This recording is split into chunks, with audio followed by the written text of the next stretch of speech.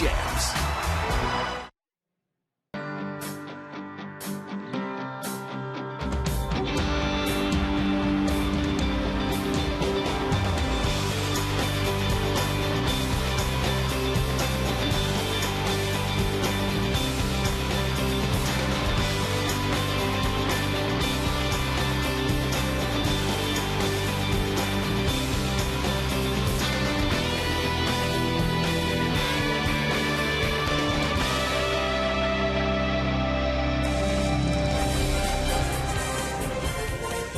It is Fan Appreciation Day, the last regular season game of the year at Rangers Ballpark.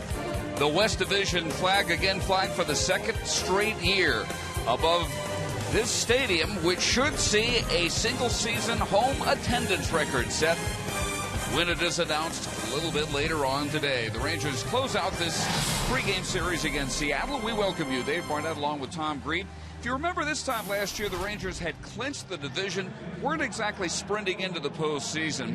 One big difference this year is they played such a good month of September, and they've had a healthy Josh Hamilton in which to do it. Yeah, this year we're trying to get Nelly Cruz healthy. Nelly's kind of in the same situation that Josh was in last year. Josh did get ready for the postseason and played well in the postseason, but don't have to worry about it this year. One of our key guys, of course, is Josh Hamilton, and he's not only healthy right now, he's playing great baseball. He's getting hot in the month of September leading up to the postseason. 19 games, he's hit 6 home runs, he's hitting over 300. He's had a lot of big hits for the Rangers in September, and that all points to the postseason and speaks for good things to come. Josh, many of the regulars getting rested yesterday, some filtering back into the starting lineup today. And as we said, this will probably be somewhere around the 4th or 5th inning, announced as the all-time record attendance year. It's going to be just a shade under 3 million. And the fans out here enjoying a warm, sun-splashed afternoon to close out the home regular season schedule.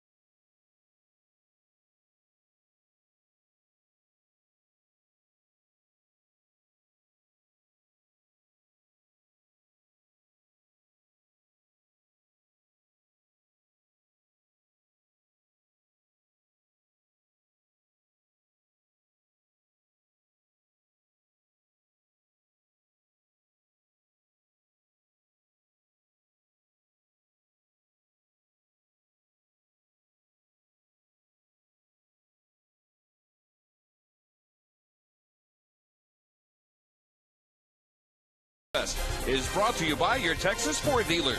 Check out the Ford F-150 and drive one. Ford is the best in Texas. By the Progressive Insurance Group. For money-saving car insurance quote, call 1-800-PROGRESSIVE today.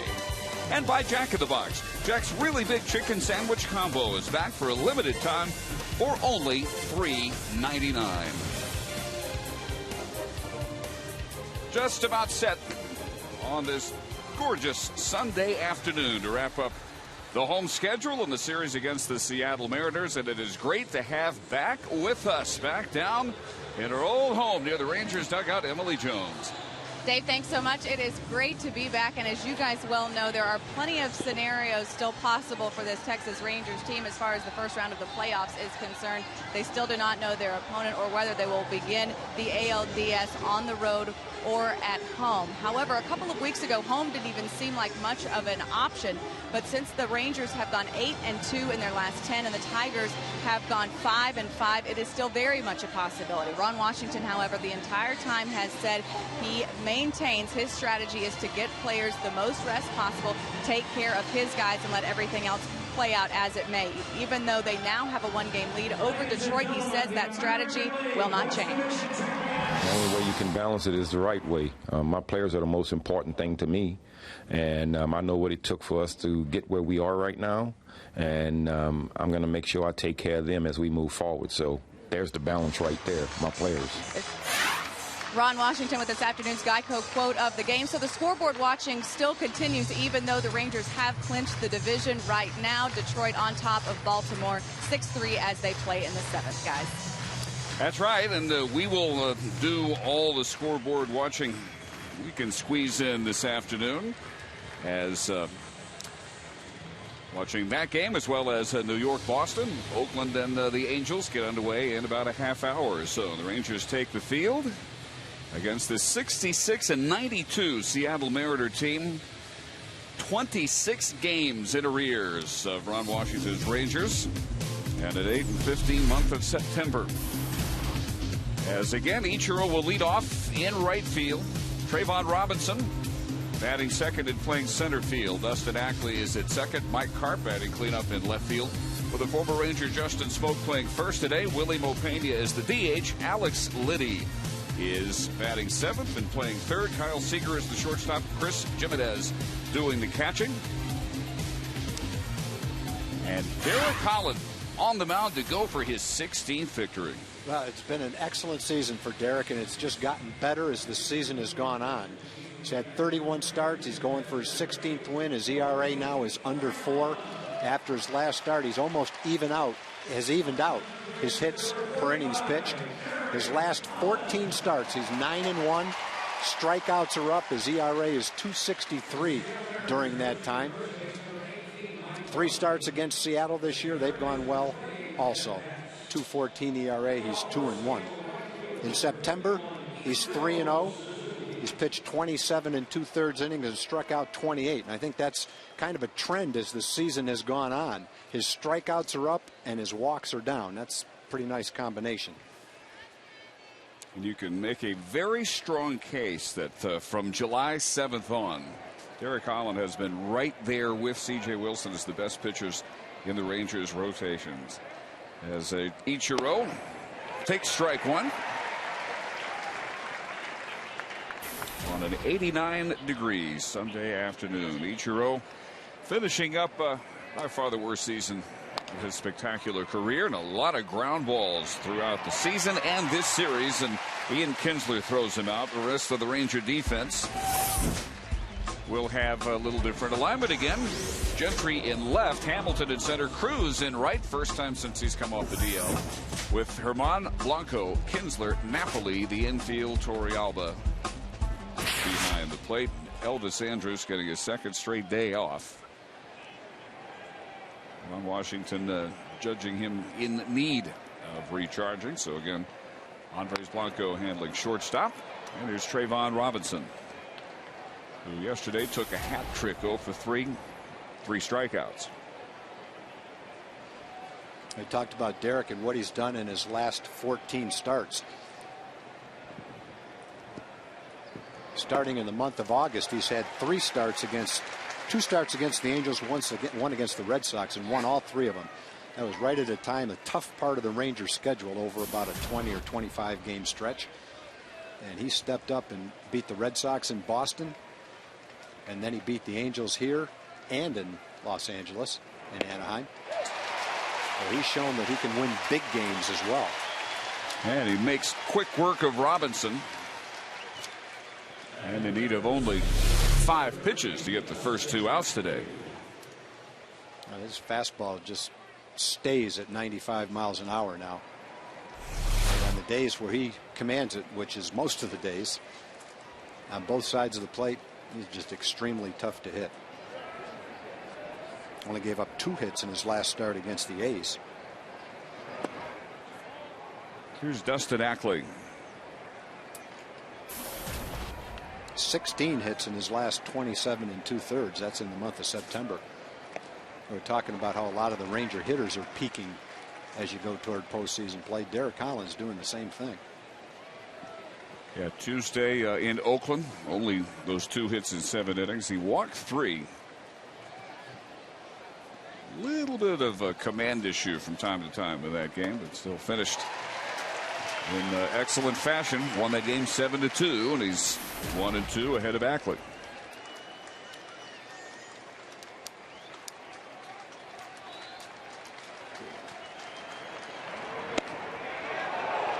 And just outside.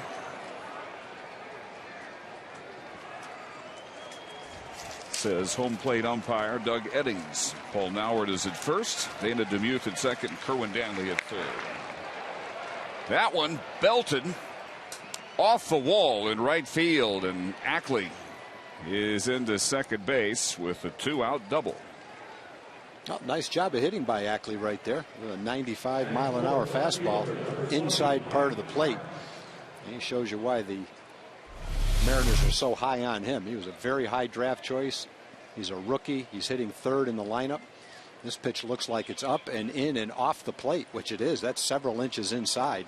That's a pitch that's going to jam a lot of left-hand hitters, but that kid's got a quick bat and really looks like he's going to be a nice hitter as time goes on.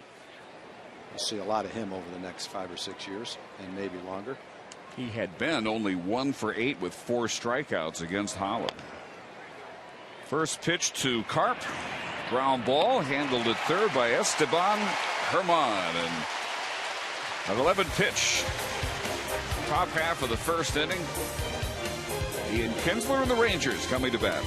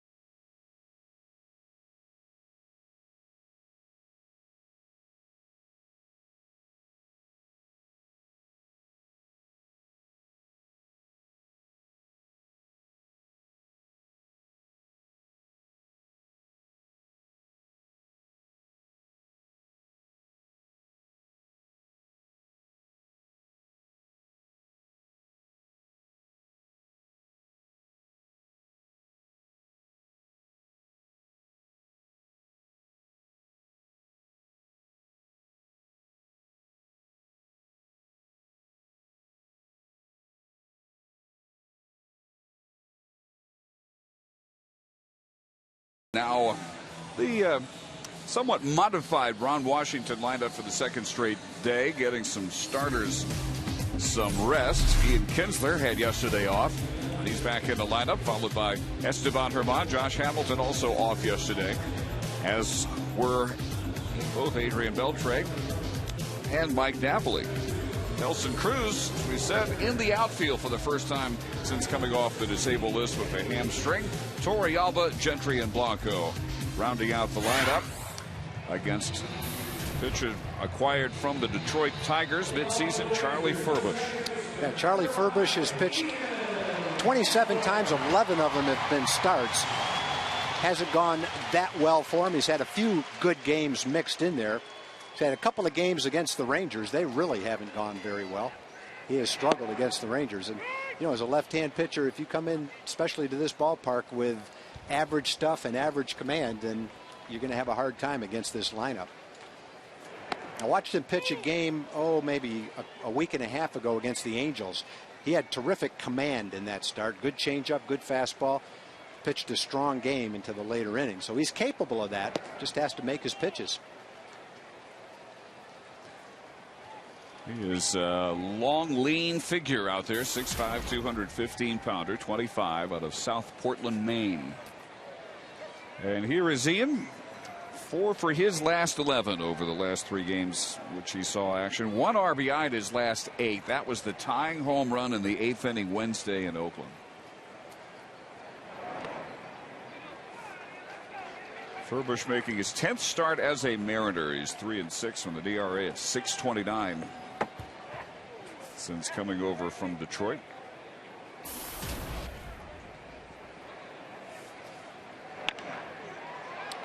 And a nice backhand pickup by Liddy, the rookie third baseman. Guns down Kinsler with the headlong slide at first. Yeah, I'm not sure what his reputation was as a defensive player in the minor leagues, but in the limited time we've seen him, he's made all the plays. That's a terrific play right there. Backhand play on a tough hop. He's going to take one hop right here and bounce pretty high on him. And he's going to backhand it. Ball's almost by him. Turn all the way around and then confidently make that long throw across the diamond. You know, for a big guy, he looks pretty agile, pretty accurate with his arm. So whatever he was in the minor leagues may have been really good. I'm not sure. But it looks pretty good right now in the big leagues, at least from what we've seen. People that have watched him say, although he had huge power numbers in the minors, defense may well be ahead of the offense here at the major league level at this early point. Well, it sure looks like it from the 4 or 5 games we've seen him play. Esteban Herman 3 for 5 yesterday, including a double. Drove in a run, scored a run. But he looks at strike 3. Esteban's first start since his call up September 1st yesterday. Thought that was perhaps a bit inside. Doug Eddings giving that call to Furbush. So with 2 outs, nobody on, here's Josh Hamilton.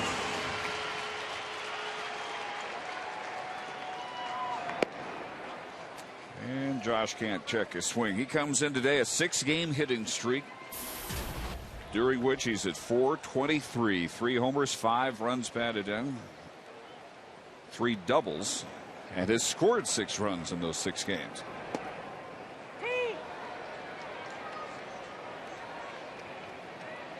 Furbush again working ahead in the count. No balls and 2 strikes.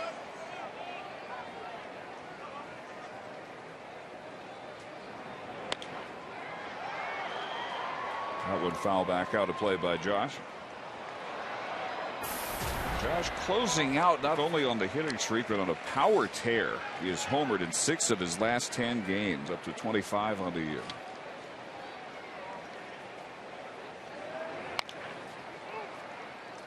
Justin Smoke handles this one, and Furbush matches Holland's 1, 2, 3 first inning. 0-0 after 1.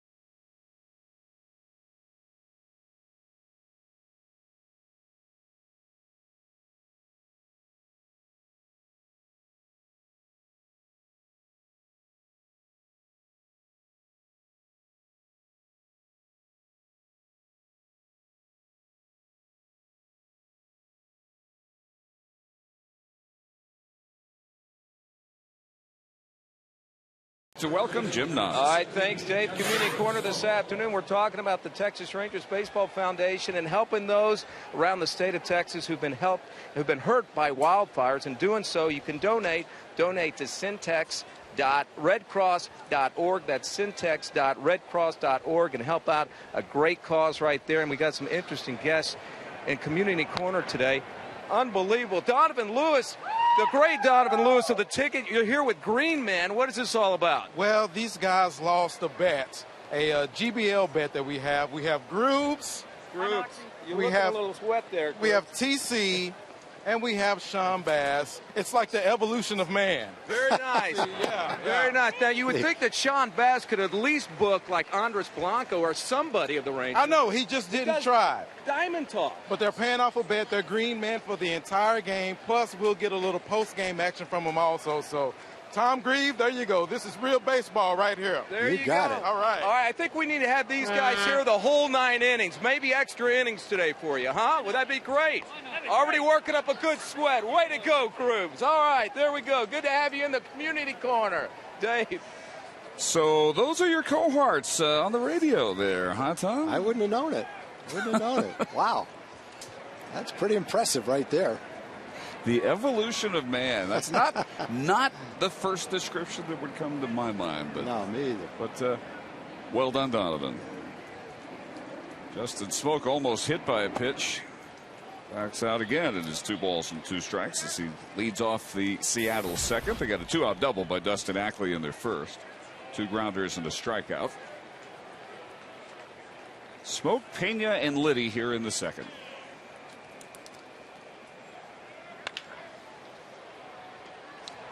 Andres Blanco across to Napoli for the out.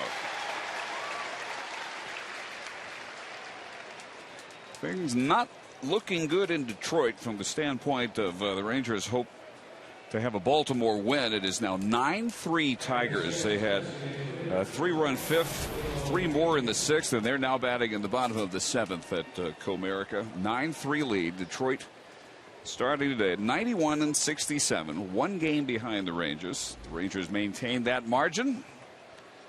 They will finish with the 2nd best record in the American League. Strike 1 to Willie Mopena, DHing today. Major League veteran who was designated for assignment middle of July by the Diamondbacks after hitting just under 217 games for them this year. Big fastball right there by Derek, right on the fists of Willie Mopena.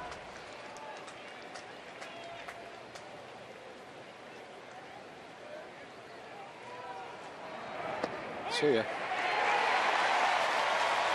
Strikeout number 2. They have both been 3-pitch affairs. Robinson in the first, and now Pena here in the second. A good hard breaking ball right on the inside part of the plate.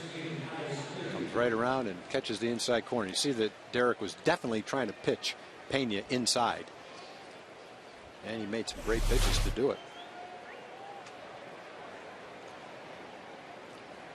Brings up Liddy, third baseman. First Italian-born and developed player ever to make the majors.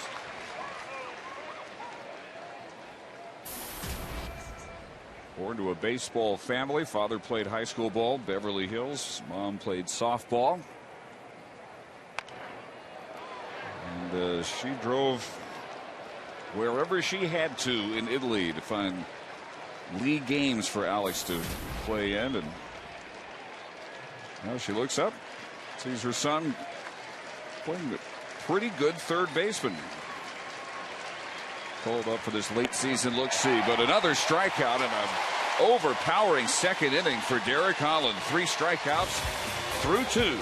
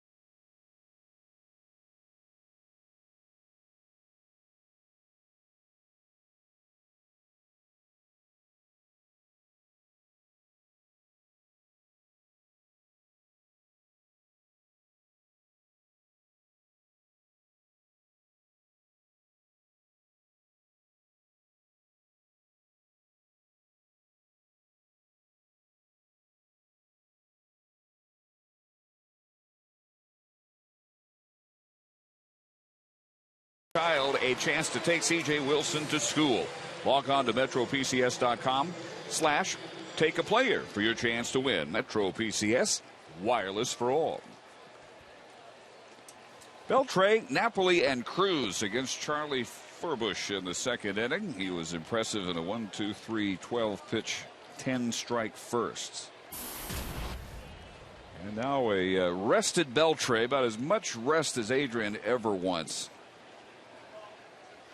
The entire day off yesterday, DHing today. Yeah, both left-handers are throwing pretty good early in this game. Furbush is throwing really well. 14 pitches, 11 strikes. Pretty good velocity on his fastball, too. As high as 92, 93.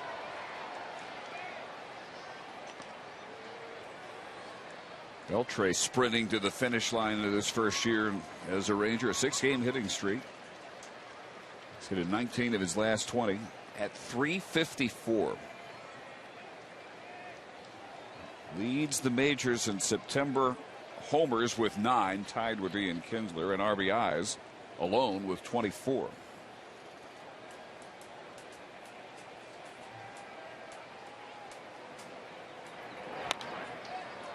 Pops this one up. Back for a look. Jimenez, and just over the screen. And Jim Sundberg's holding the ball up like he caught it. I don't think he caught it. I think he's pulling a deke on the rest of the fans right there. It touched his hand, but I don't believe it stayed in his hand.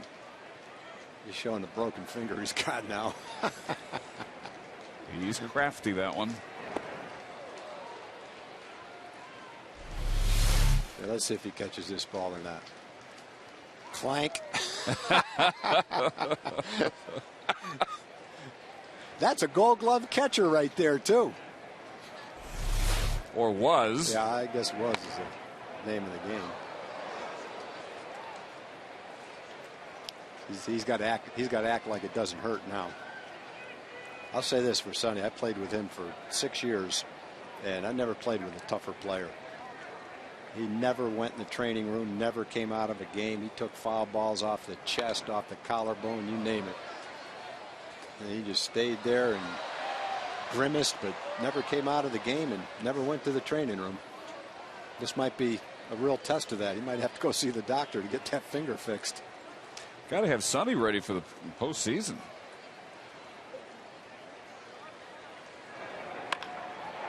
That is just foul. Wow, what a stab of the ball girl. That's why I say it. About once a homestand, no one in the league has better ball girls than the Rangers do. She has to play the angle and then react. And you can see why our girls are the best. Never even phased her. That one is driven deep to center field. Way back. Gone. It's up on the hill. It's 1-0 Rangers. It's number 30 for Adrian Beltre. He just kept swinging. He kept fouling them off. A couple of them straight back. A couple of them down the line. And finally he got his pitch and he hit it halfway up on Greens Hill in center field. You wouldn't think a guy with 30 home runs and 101 RBIs had missed 6 weeks of the season. There's a fastball down and out over the plate, and he does what he's been doing since he came back from the disabled list, and that's pounding the ball.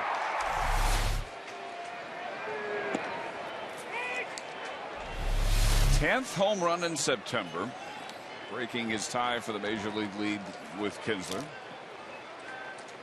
25th run batted in. And Adrian now has homered in 5 of his last 7, 10 of his last 13 games. And has his second career season of at least 30 home runs. Career high 48 back in his final year with the Dodgers. 2004. The 0-2 pitch to Napoli is low. Mike also given the day off yesterday. even hotter than Beltre. The month of September, the hottest hitter in the majors with a .463 average, and the best in the majors since the All-Star break with a .389 average. Now, we talked in yesterday's starter 2 days ago was Vasquez, and how he'd been hurt by the home run ball. Furbish, to a little lesser degree, but still has been hurt by the home run ball. That's 15 in a little over 80 innings against Furbish. Oh, chopper. Challenging play for Liddy. He makes it look easy. Distance on the homer by Beltre, 427 feet. Definitely one of the longer drives of the year to straightaway center out to Greens Hill.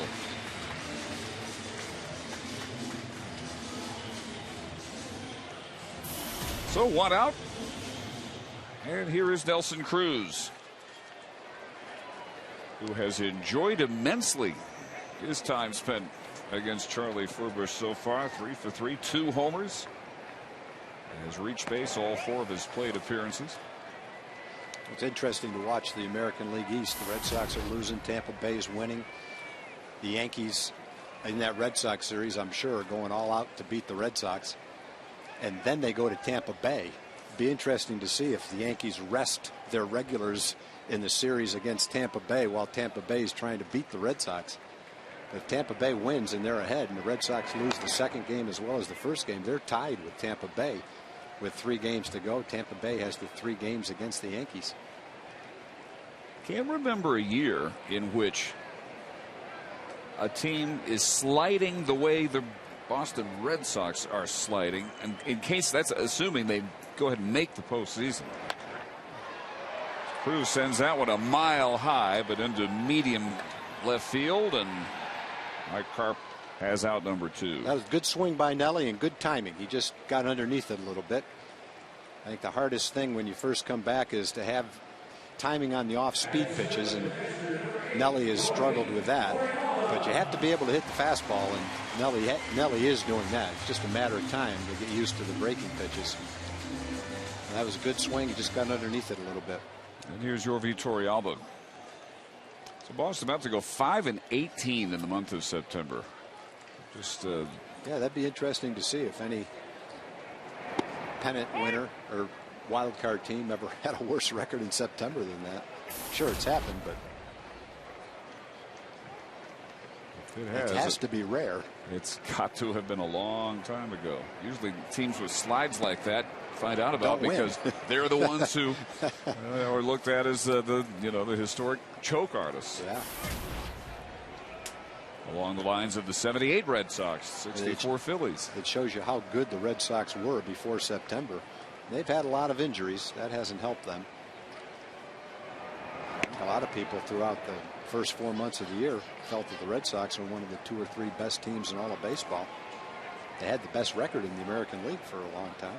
Well, you can go back and find some stuff written in the offseason. There were some Northeastern writers nominating them for potentially best team ever. You were reading and hearing that on occasion after the acquisitions of the Adrian Gonzalez's and the Carl Crawfords. And no, it's kind of a bold statement, but at the same time, if Crawford was playing his normal game, Adrian Gonzalez has come in and has played his normal game. But with all the offensive players they had to begin with, if they all stayed healthy, might be a little bit of a reach, but I think the point is it was a tremendous offensive ball club. And they were all the way through August. Best record of the majors until this slide. Torrealba strikes out, and Furbish recovers from the long leadoff home run by Adrian Beltre. He's got a 30 home run, 101 RBI season.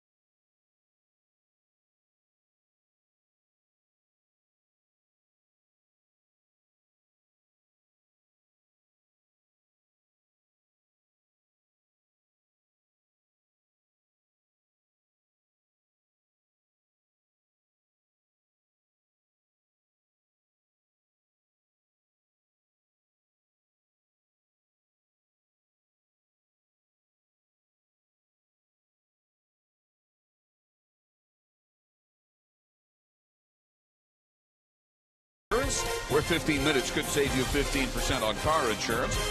And by Hyundai. If it's fuel efficient, affordable, stylish, and safe, it's probably a Hyundai. Hey, Barnett, Tom Grieve into the third inning, and Adrian Beltre is giving the Rangers a 1-0 lead. And now in his half day off as DH, he watches Derek Holland take the mound to deal to Kyle Seager. Chris Jimenez and Ichiro here in the third. Derek has struck out 3, allowed only 1 hit, a 2-out first inning double by Dustin Ackley.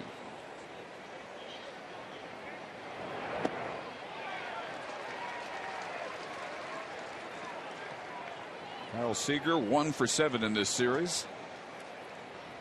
Drafted 2 rounds after Ackley. 2009. Former North Carolina Tar Heel teammates. And the ball in 2 strikes. Seager having to play out of position at shortstop and not looking particularly adept defensively. But they've got a couple of injuries. They've got Brendan Ryan dealing with a neck disc issue. And Luis Rodriguez was spiked in their last series in Minnesota as he was turning a double play. So Seager, who has spent most of his time this year at third base, having to move over 1. Today is 47th start since being called up, just his 7th at short. Couple at second, and 38 games he's been the third baseman. 2-2 pitch, line drive, and Ian Kinsler grabs the first out. Nice swing by Seager right there. Nice quick bat, stayed right with that fastball and hit it well. Hard hit ball for Ackley for a double, left-hand hitter. Hard hit ball for Seager, another left-hand hitter. Nice swing.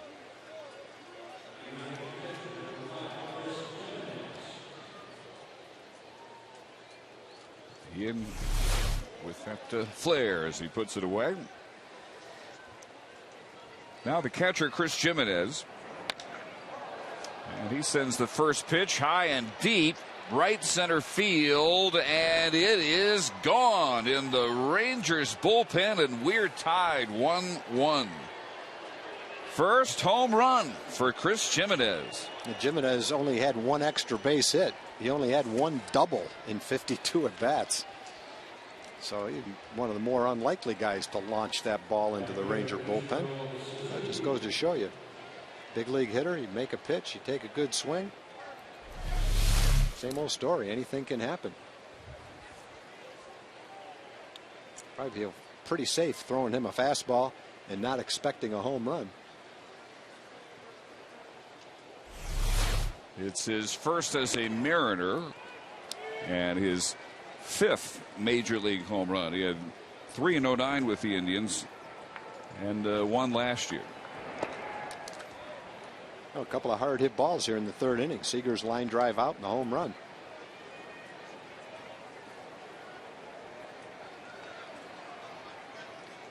Ichiro grounded to second. His first time up. And Blanco charges. Not in time, though. The throw beaten out. Ichiro has himself an infield single.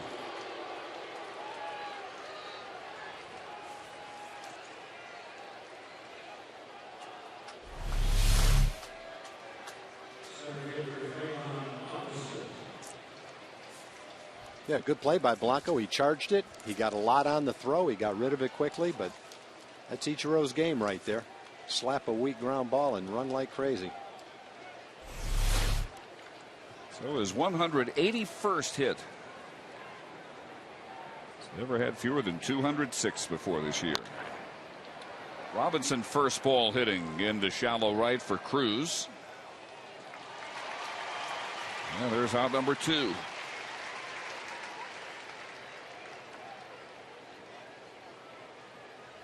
Ichiro's previous worst year, 303 with those 206 hits in 2005. This year he's at 272. 60 points below what was his career average in his first 10 major league seasons. So with 2 outs, here's Ackley. Slammed a 2-2 pitch off the right field wall in the first. Holland then came back to get Mike Karp to ground to third after that double.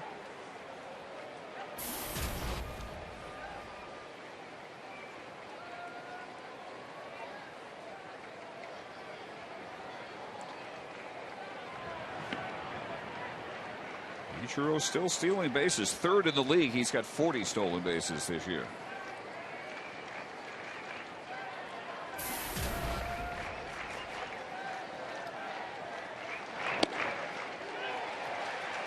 And 0-2 to Ackley. And they're keeping the ball away from Ackley this time. Ackley hit a fastball, an inside fastball, really, not a strike.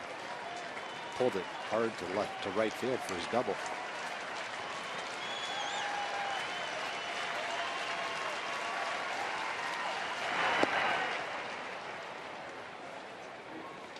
Plan today was 5 innings, 6 maximum for Holland.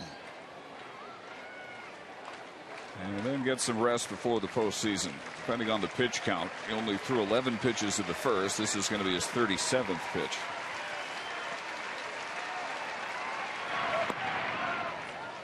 He's had a lot of quick outs. Has not gone past 2 balls to any hitter. He's only had 3 counts that involved as many as 2 balls. 28 strikes, 8 balls before that foul tip by Ackley keeps it 1-2. C.J. Wilson will go tomorrow night in Anaheim, and he'll be on an even shorter pitch count. 2-3 innings tops, according to Ron Washington, for C.J. tomorrow, his final postseason tune-up. And then at that point, depending on pitch count, we'll see where C.J. is, but probably not past 3 innings. Another strikeout. And that is 4 through 3 for Derek Holland. He gives up the tying home run to Chris Jimenez. Gentry to lead off the Ranger third.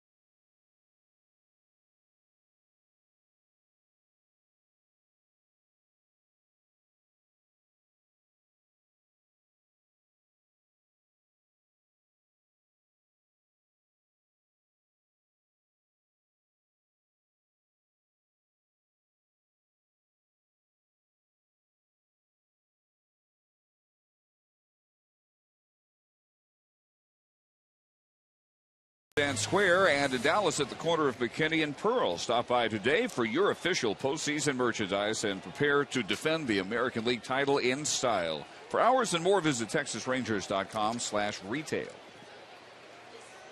And Dave, I'm going to have to warn the food detractors that today is going to be a grand finale. It's now or never. I'll apologize ahead of time, but man, did we get inundated today. Yeah, we'll clear out the third inning for you here. Might take more than the third inning. Might have to spread it out a little bit.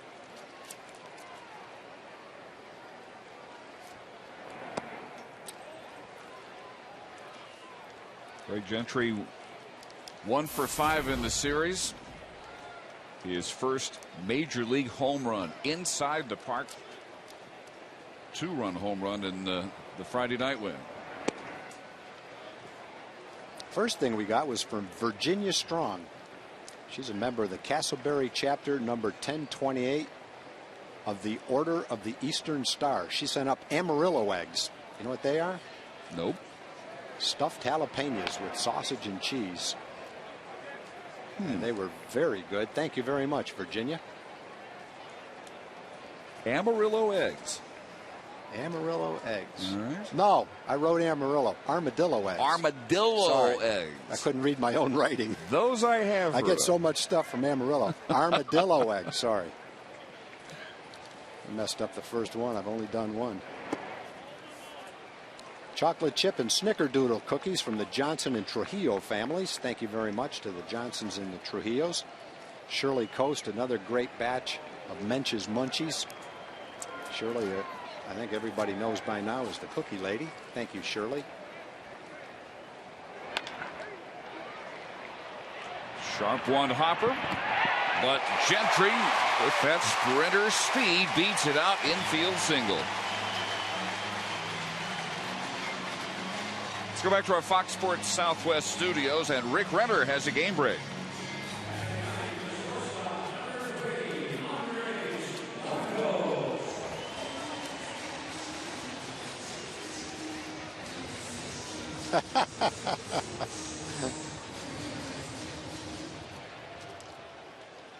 Well, the Orioles won't go easily in that game. They're making a little bit of a comeback. They have really enjoyed the spoiler role this year.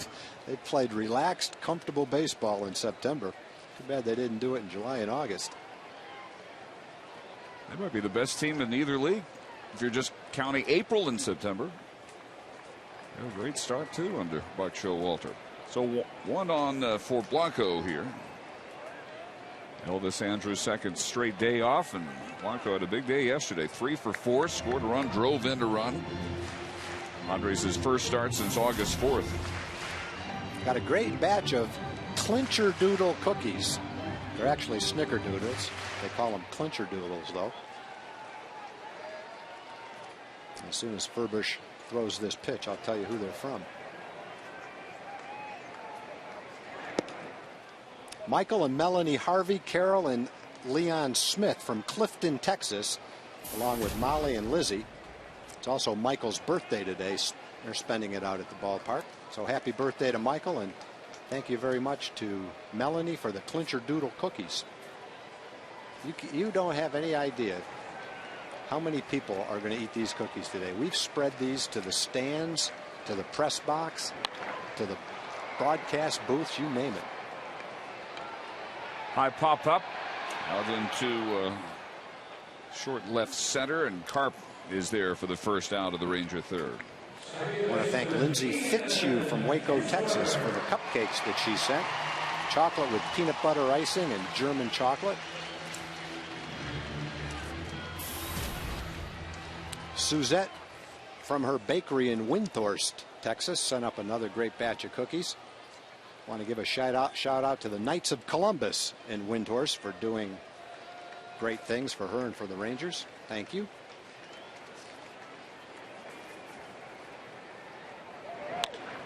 Ian Kinsler hits that one high and deep to left field, and gone.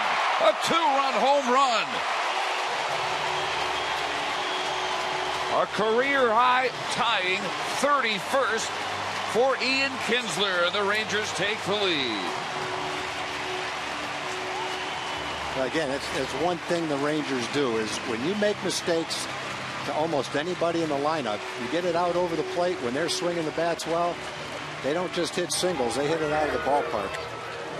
And Ian's been on a tear in the month of September, along with Beltre, and he gets a fastball out over the plate. That's almost the same pitch that Beltre hit out to dead center field. Ian hits this one out almost into the Mariner bullpen.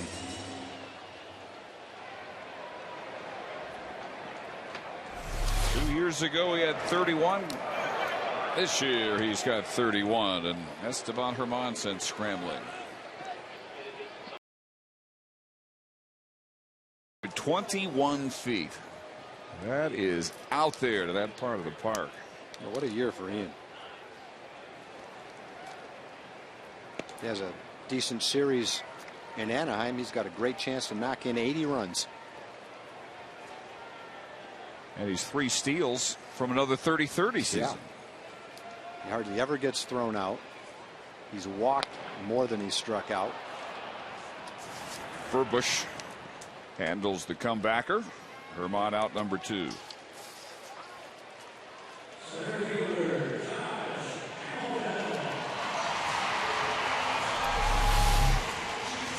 Craig Gentry following that blast every inch of the way. Oh, look out. Yeah, but see how graceful he is.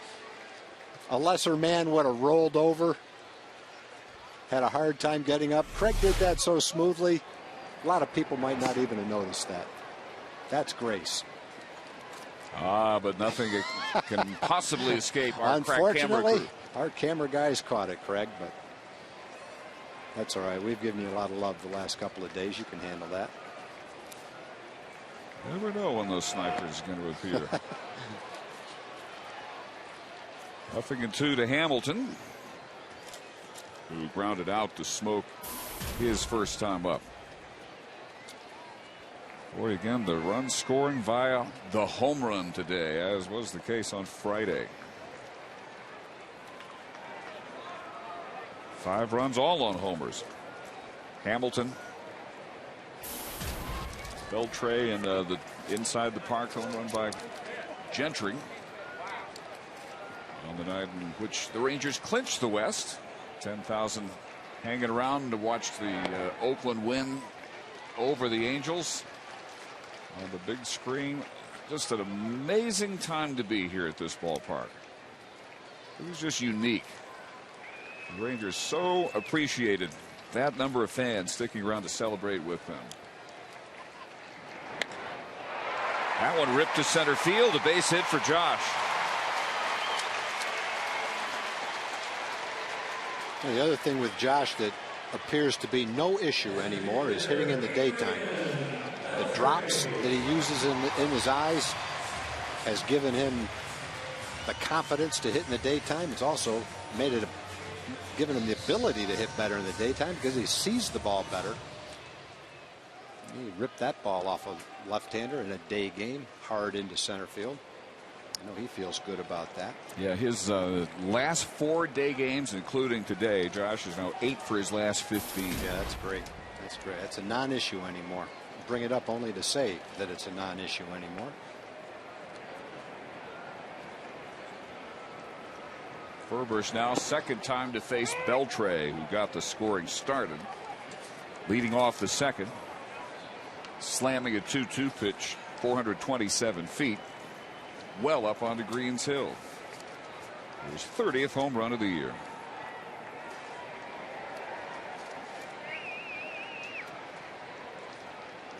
Tom, you always talk about this time of year rounding out numbers, and Adrian's doing that nicely. Now he's a 3,100 man. And right at 292 almost, isn't he? He is at 291 to be exact. Well, he's got enough at bats to where it's not impossible, but it's going to be hard to get to 300. I have to get a lot of hits in Anaheim, which the way he's going right now, that's certainly a possibility. But anytime you're at 30 and 100 plus, you're talking about a great season. Outside corner and a strike, and it's 0-2.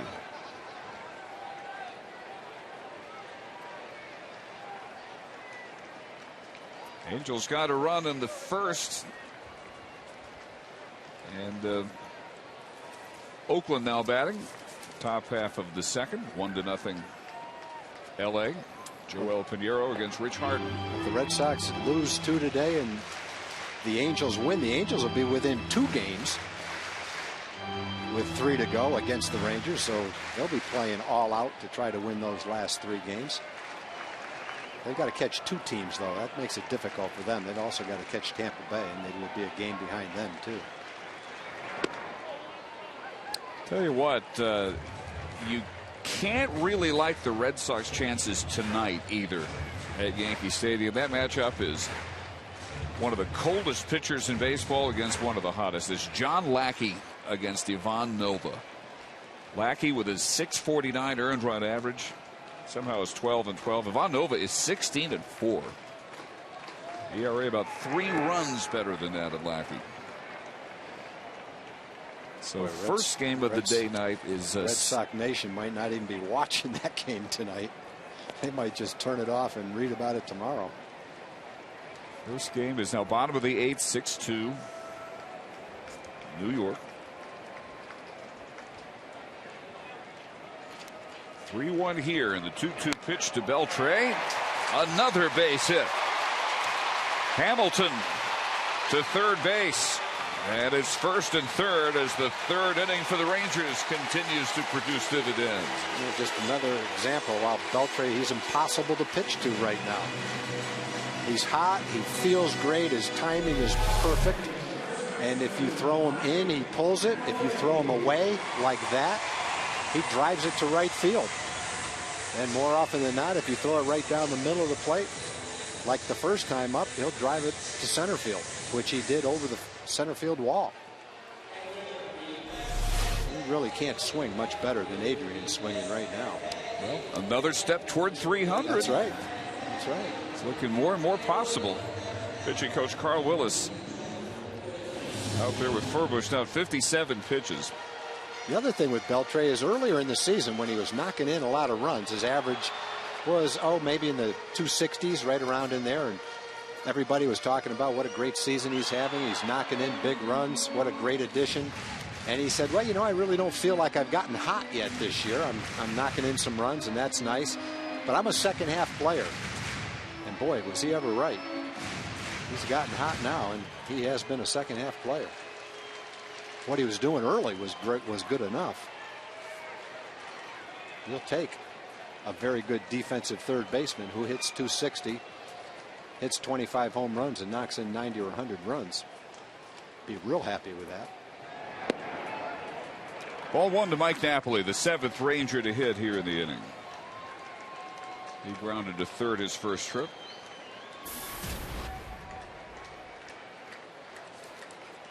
Well, we're talking about the players who are playing the best in either league going into the postseason. And these two could be right at the top of anybody's list, Beltre and Napoli.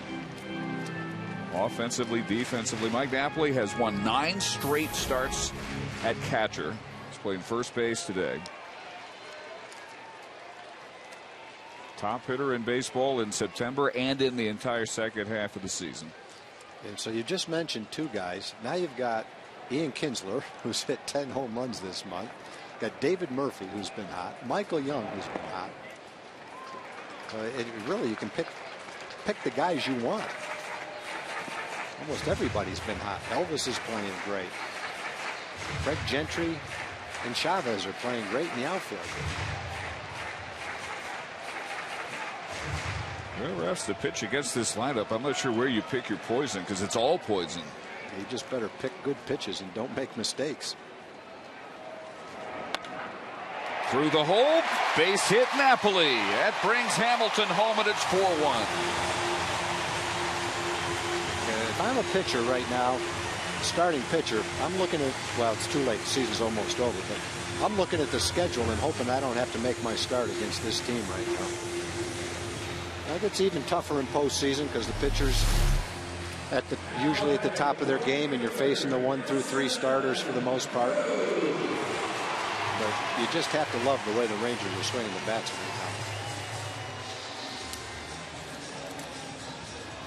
right now. Any pitch over the plate, almost any height, going to have that kind of result or worse if you throw it to Mike Napoli. So 4-1. Nelson Cruz flied to left his first time up.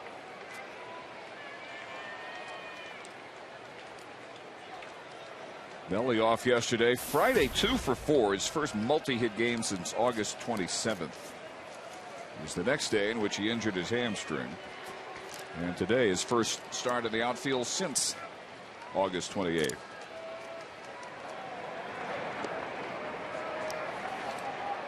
Jimenez keeps that one in front of him.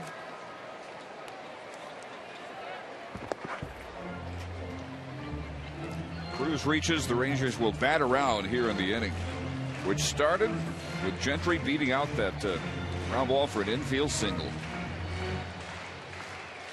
Blanco flied out. Kinsler homered. Herman bounced back to Furbush, and since then 3 straight singles.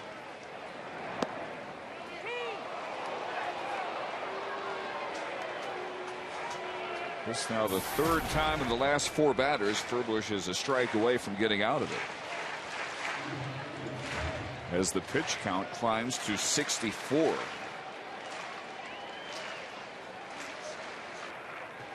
And his 30th pitch of the inning coming up right here.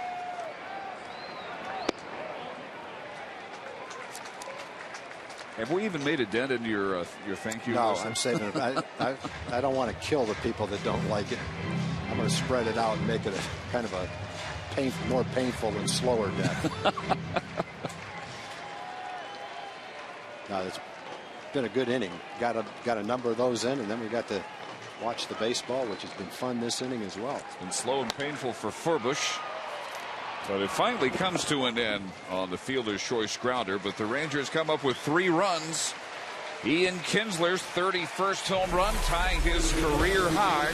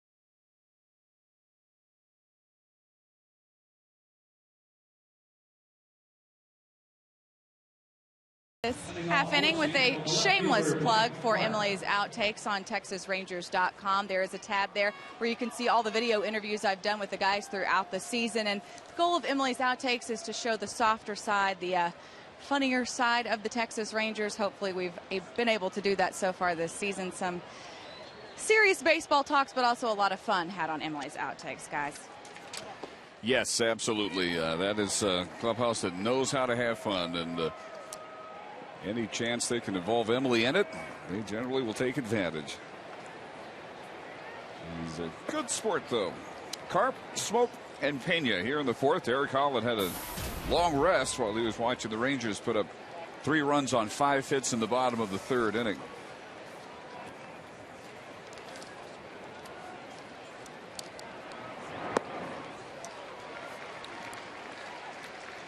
Derek with 4 strikeouts through 3. 3 base hits, an infield hit by Ichiro, a double by Ackley, and a homer by Chris Jimenez. Strikeout number 5. Nice stuff for Derek. Everything's working well. Fastball and breaking balls. Let's check in with Jim Knox. All right, Dave, yes, you know, Fan Appreciation Day, Rangers saying thank you to a number of their fans, like all these fans upgrading in a suite, including Don. You guys were in the upper deck.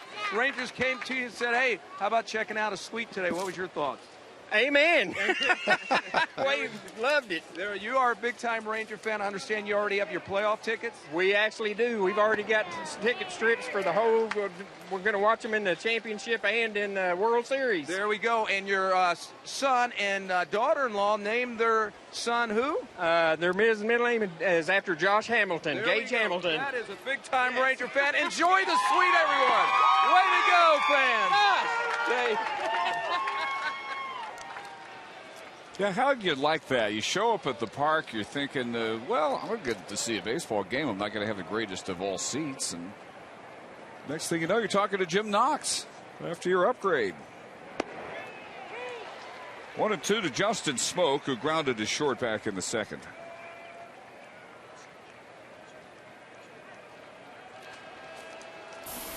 Injury-plagued year for Justin. Coming off a fractured nose, took a sharp one hopper off the face a few weeks ago. Dave, yesterday, one of the ball girls sent up a giant cake. They saved it for us. That was Vanessa, who had the left field line yesterday. Today, it's Portia down the left field line. Portia's the girl that made that great play earlier in the game. And Julie is the girl down the right field line. And there's probably 4 or 5 other girls that alternate during the year. But we would just say to all the girls, job well done this year. Ladies, you guys are terrific. And Vanessa, sorry we weren't here yesterday, but we got the cake today. Thank you very much.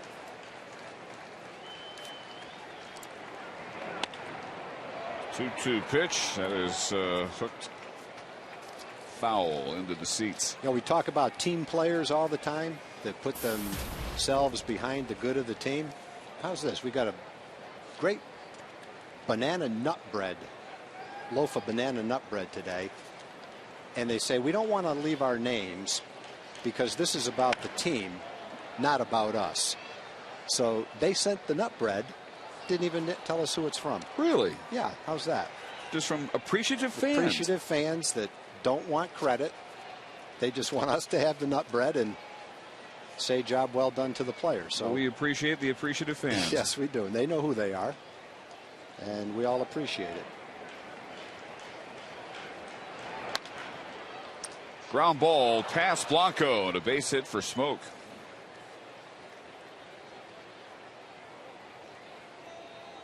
One out, one on here in the Seattle 4th inning. Holland now right at 50 pitches. Let's go back down to Emily. Guys, you were talking about selfless fans who don't want any recognition. I just had a woman come deliver this sign to me and said, be sure this gets passed along to the camera crews, saying that they capture the best shots. Congratulations on another great season. She just dropped it off. Wanted to make sure that our photographers got their kudos. So isn't that here they nice? are. That's very nice. And she's exactly right. That's a very attentive fan there. Knows what she's seeing. Because nothing does get past our crew. Willie Mopena struck out looking. Quick 3-pitch at bat back in the second inning. Facing Holland for the first time ever today.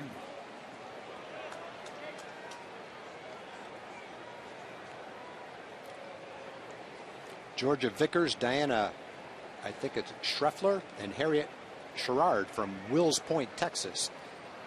Thank you very much, ladies.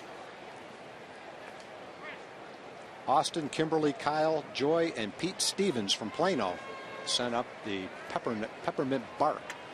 Thank you very much. And then our own Leslie McCaslin. Leslie's not working today, but man, she worked extra yesterday. She made up 2 giant batches of cake balls. Thank you very much. Yeah, how about that? Not working. Pretty good. Showed up anyway, contributed. Another strikeout of Pena. Well, that also ought to say job well done to Leslie, too. Yes, First absolutely. year with the ball club. Leslie did a great job. Big shoes to fill, those of Emily Jones, and Leslie did a terrific job. She's got big shoes to fill when you're talking about Emily Jones. 2 strikeouts in the inning, 6 in the game now for Holland. And here's Liddy, who struck out on 3 pitches his first trip. Emily didn't have time to cook anything because she's too busy watching her fantasy football teams. Deep drive here. Gentry watches that sail out of here, and it's Alex Liddy's 3rd home run.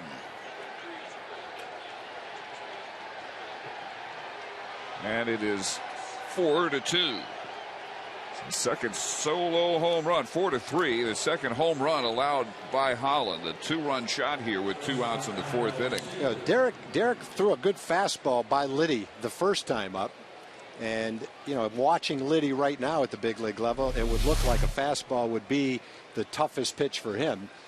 And that's not well located, obviously. It's a breaking ball right down the middle of the plate. I think if Derek located that slider where he wanted it, he would have had success. Unfortunately, it caught the middle of the plate, and that off-speed pitch was a pitch that Liddy could get around on, get the good part of the bat on, and drive out of the ballpark. He did that 30 times at AAA Tacoma before his call up this year.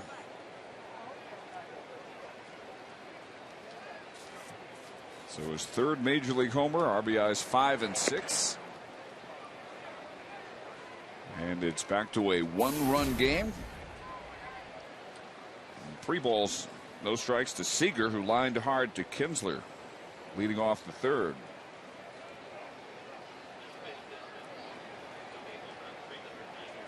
.393 feet on the home run by Alex Liddy.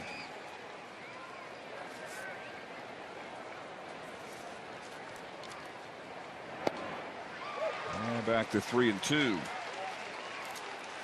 Now, Kayla and Bruce Locke from Minco, Oklahoma are here today. And they brought some gluten-free peanut butter Chex cookies made by Patsy Locke, Kayla's grandmother. So thank you very much, Patsy. Hope you're watching the game today in Minco, Oklahoma. So a visit from Mike Maddox after the walk issued to Kyle Seager. Holland's first walk today. Again, 6 strikeouts. And the next batter, Jimenez, who got their scoring started with the 1-out solo home run in the 3rd. And this will complete the 2nd time through the order for Derek. And it has so far produced 2 runs on 3 hits and a walk. Fox Sports Game Connect has won over Ranger fans in a big way. The ultimate online game experience has been embraced by our viewers more than any other region in America. Your participation during Rangers games has been phenomenal. And a balk sending Seager down to second base. So the problems in the inning continue for Holland. Log in, join the Rangers Nation on Fox Sports Game Connect, available on foxsportssouthwest.com. And he threw the off-speed pitch to a bad location and gave up the home run. Then the walk, then the balk, but this should get him out of the inning right here. Alex Liddy makes it a 4-3 ball game.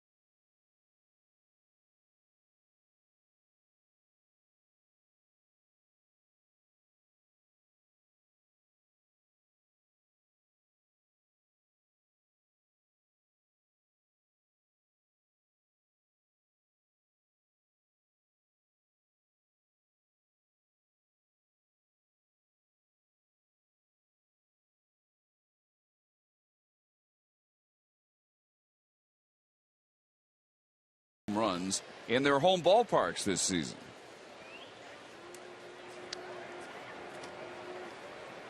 Ranger half of the fourth. Bottom third of the order. Torrealba, Gentry, and Blanco against Furbush.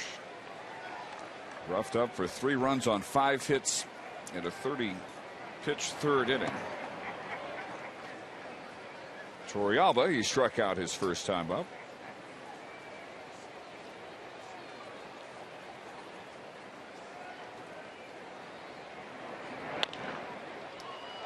Look at that guy. Another terrific play out at third base by Alex Liddy, doing it all defensively and contributing a 2-run home run. Making a play to his right, making a play to his left on a bad hop. Like Beltre making this play. Waits for the hop, adjusts the glove, gets up and makes the throw. Well, you got to think that he will definitely be part of the Seattle future. We'll have to decide in the offseason whether he needs any more seasoning, but the year he had at Tacoma, they may just decide nothing else for him to prove at AAA. He's needed at the major league level, and looks like he will be a force too. Already is today. Yeah, I'm not sure what he will be. He looks pretty good now, and you hit 30 home runs in AAA. I don't know what else you have to do down there to show that you deserve an opportunity. They're a rebuilding team. And so I would think if you're a young player coming off a season like that, that'd be pretty much exactly what you needed to get a great opportunity in spring training to make a ball club. Craig Gentry started the Rangers' 3-run third, beating out an infield hit. 2 batters later, he came home on the home run by Kinsler.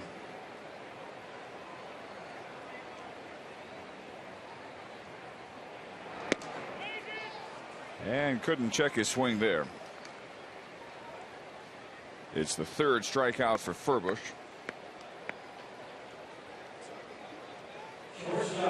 And brings up Andres Blanco. He flied to left back in the 3rd.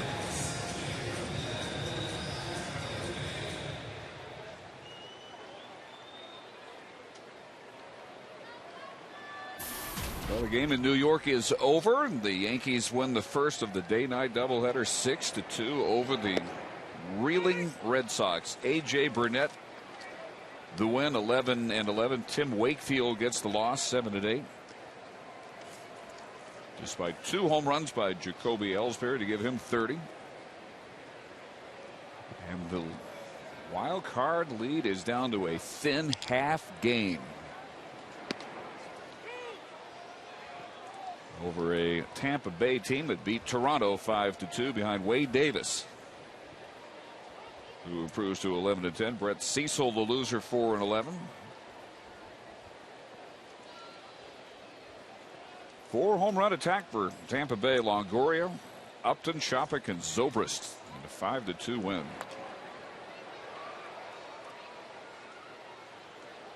I really can't imagine what it must be like in Boston right now. I can't. Well, I kind of can imagine, coming from Massachusetts. Let's put it this way. When the Red Sox are going great, Red Sox fans find things to worry about. So if you're worrying, complaining, looking for the worst to happen, when things are going great, you can just imagine what it's like now when things are at kind of their darkest moment.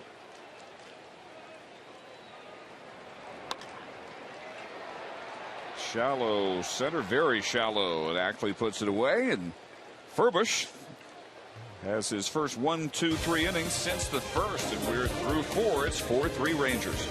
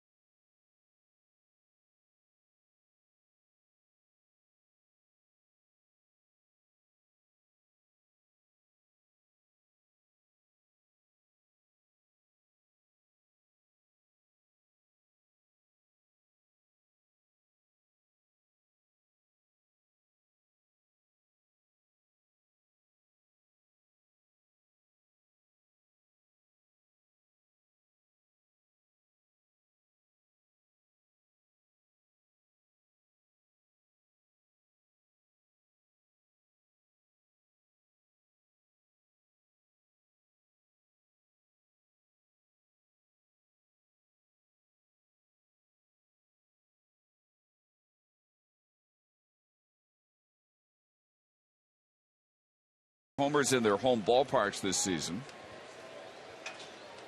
Adrian Beltre up to 23, one more than Mark Teixeira, two more than Curtis Granderson, and three more than Jose Bautista. On to the fifth and the top of the order. Ichiro, who was grounded to second, reached on an infield single. One of 5 Seattle hits through 4 against Eric Holland. For the most part, he's been sharp. Just a couple pitches he would like back. Ichiro, for the second time, retired by Kinsler. Derek with 6 strikeouts. But the home run balls to Jimenez for his solo shot and Liddy for his 2-run blast in the 4th, making this a close game. Yeah, the Rangers have really handled Ichiro this year. He's hitting well under 200, I think, against the Rangers this year. And not a lot of balls hit hard. Trayvon Robinson was Derek's first strikeout victim back in the 1st, and last time he flied to right. 0 for 8 in the series. 5 strikeouts. And a ball and a strike as we are joined by Steve Busby. Good afternoon, sir. Gentlemen, good afternoon. How's everything over here? Probably about the same. It's 4-3 over here. What was it over there? Yeah, I think it was 4-3 when I left too. Yeah. Actually, we're not that far over there, so it was. It's like my wife when I'll be in one room, she's in the other. She'll say, "What time is it in there?" Same time it is in there. You should answer. You mean now? Yeah. I gotta remember that. I'm gonna remember that now one. I like that. Derek Holland is racking up the strikeouts. Just a couple of pitches that were a little too hittable. The story to this point that you see so far, Buzz? Yeah.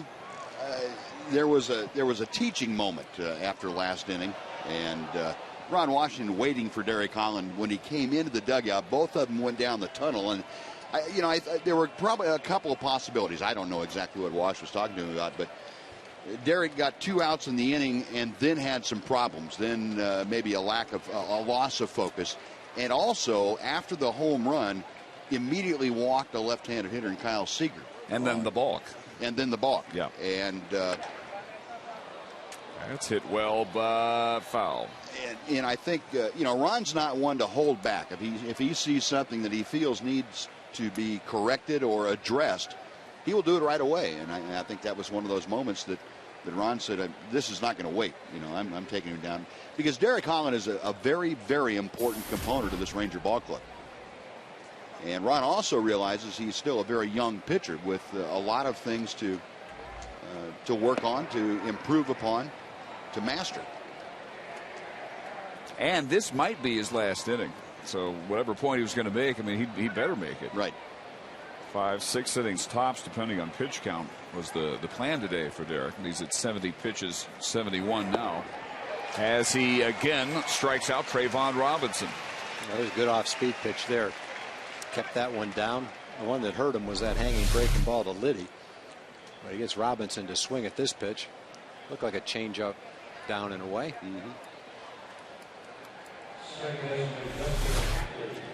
So he's retired all 3 batters since that teachable moment. A walk on the balk to Seager. Dustin Ackley has doubled and struck out.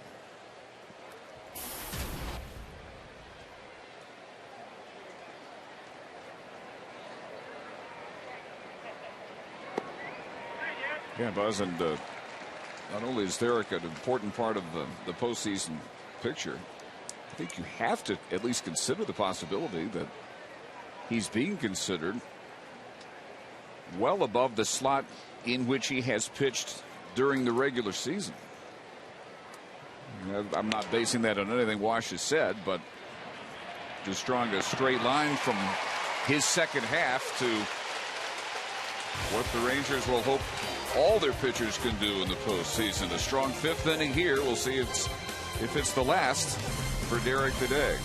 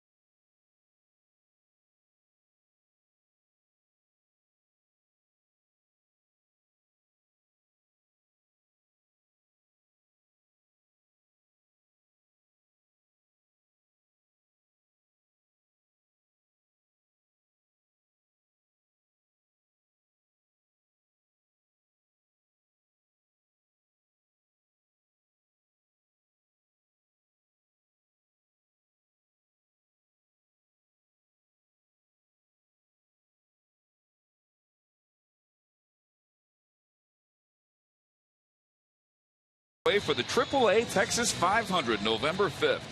Win tickets to see the chase for the Sprint Cup by texting FSN to 63767. Text FSN to 63767 right now for a chance to win.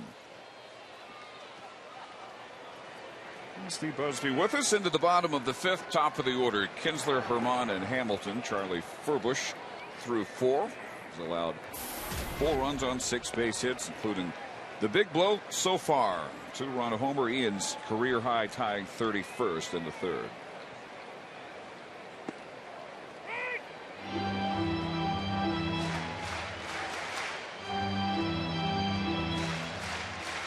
Now, Darren O'Day is throwing down in the Ranger bullpen, so he may be the 6th inning pitcher for the Rangers. He drops down to bunt, but it goes foul. That would make some sense if you want Derek finishing on a strong note, and a 1-2-3 5th inning would be a pretty strong note after a little bobble in the 4th. Yeah, it just depends on the what kind of a pitch count and they had in mind for him. It's always nice when you finish on a strong note, on a positive note. And I think that any much more than what he has done now, I think would be counterproductive for Derek.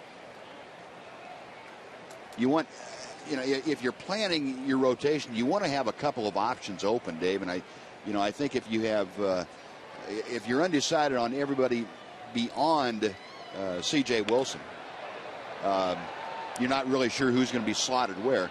You need to have everybody ready, but not overused at that point. And right. That's that fine line, I think, that Ron and Mike Maddox are going to run now for today, tomorrow, and through Wednesday. Because a lot depends on where you're going to open up the playoffs and against whom as to how you slot the 4 guys that are going to be the starters for you.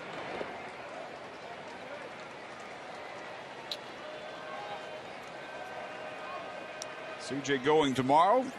Ross said before this game he would probably be looking at no more than 3 innings depending on his pitch count in Anaheim. So again, he'll be going for his 17th win. Well, while the starters are getting the amount of innings that Ron wants them to have for the postseason, it's a great opportunity for the guys in the bullpen because there's jobs to be won in the bullpen for the Rangers too. Yep. Especially with Mark Lowe apparently out, at least for the first round and maybe more. There's some spots up for grabs. Lead-off walk. Kinsler is aboard. Yeah, talking about Mark Lowe, I think that's one spot where the Rangers are really fortunate to have a guy like Alexi Ogando, who can step into that spot if you choose to have him do it. But he's done that before. Right. Has the experience, and he certainly has the stuff. They're very, very fortunate to have a guy like Ogando because Lowe, I thought, was becoming a very important piece for the Rangers in the 7th inning. I agree. He was throwing the ball great. Yeah, and if that's what they decide to do with Alexi, he won't miss a beat out there in the 7th inning. Yeah. A couple strong innings yesterday. Wash says that's all they needed to see from him. Michael Gonzalez is fine and may even be called on to close today if need be. He was sent home early from Oakland with some bug symptoms. As Kinsler goes, and he is in there with stolen base number 28. 2 more. He's got another 30-30 year. Well, that one was easy.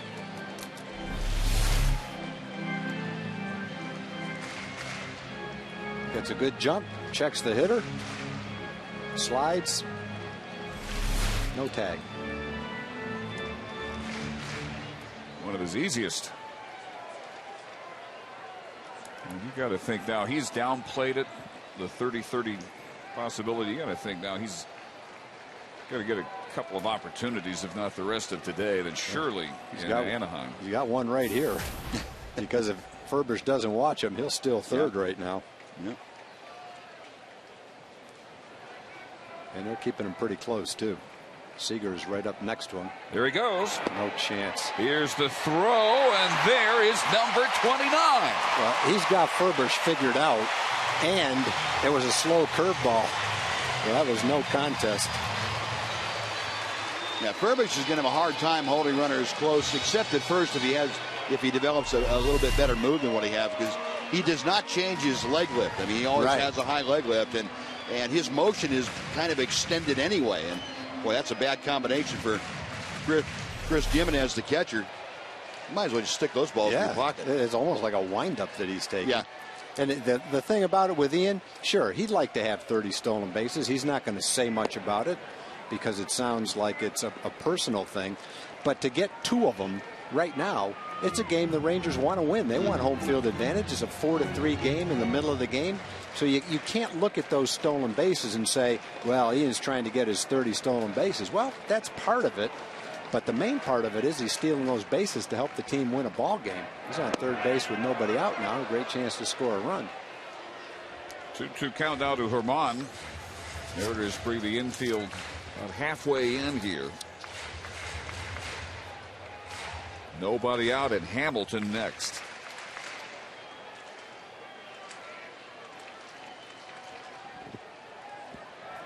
And 4 runs certainly looking like not necessarily going to be enough. 3-2 to Esteban. That is Steve Delabar. An amazing story, like Jim Morris of the movie The Rookie fame several years ago. From teaching and coaching to the major leagues in a matter of months.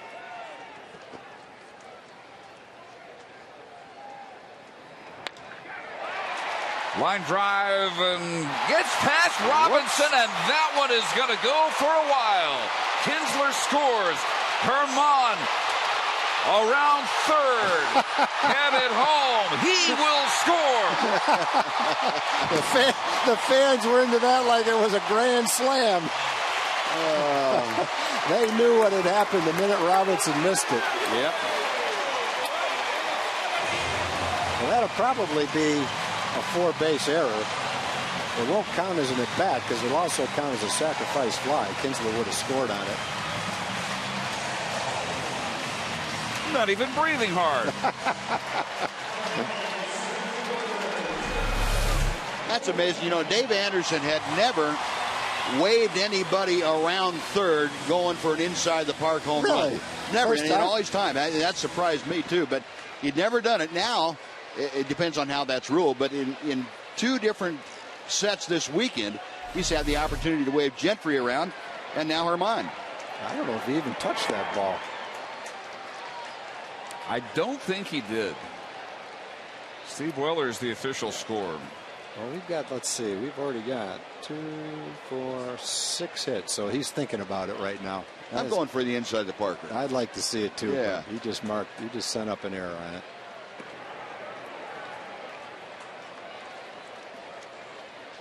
Yeah, that has got. Come on, it's got to be an error. It was eminently catchable,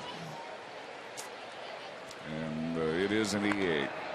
Well, a good thing for Herman is he'll get I assume, an RBI on that, because if he caught it, you have to think Ian was going to tag up successfully.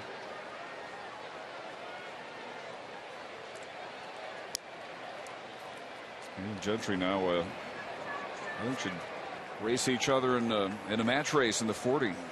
We're home to first.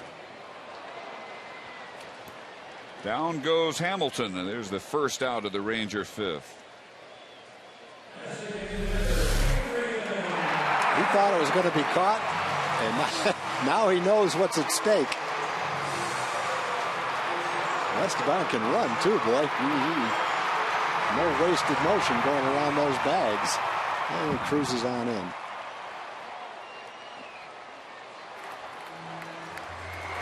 How rare is it, not once but twice in the series, to see a guy all the way around, and not only is there not a play at the plate, the guy's slowing down as he gets to the plate.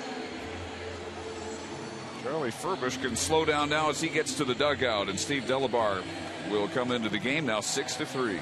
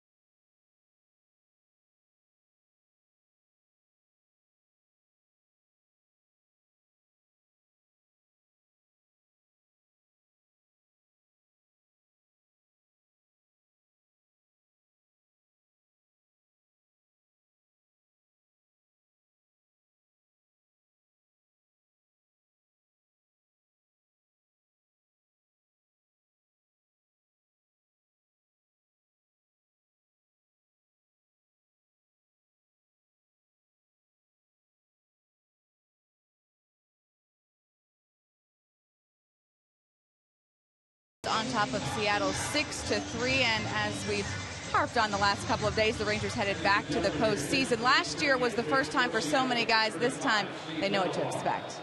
I think mostly just the attention that's on every single game, every single pitch, the amount of media that's around. You know, it's different because you're getting a day off every 2 days. You know, so there's a lot of time to think about the game and about things, and there's just a huge amount of attention on the game. So I think that's a little different. But as far as, you know, when the game starts, when you get between the lines, it's the same thing. And I think that's been one of the big parts of the success of this team, the fact that they've just been able to take it one game at a time and treat every game the same and just play baseball, guys. Done that exceedingly well, led by Michael Young. Steve Delabar working to Beltre here with 2 runs in, 1 out in the 5th. Beltre a homer and a single against Charlie Furbush, who went 4 to 3rd today.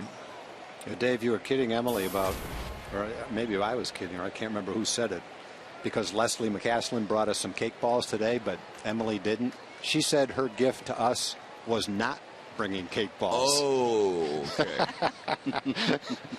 I'm not known for my prowess in the kitchen, you guys. Well, that was a good line, and we didn't expect you to do that anyway. Just being here is our gift. And I was concentrating on my fantasy football lineup, Tom, and it's not working out so well for me today. The injury bug has officially hit big bag of nothing. I hear you. I hear you. Junior Mints are right there with you. Emily's team name is Big Bag of Nothing. Yeah. And she's got some self-esteem issues. Oh, she's good.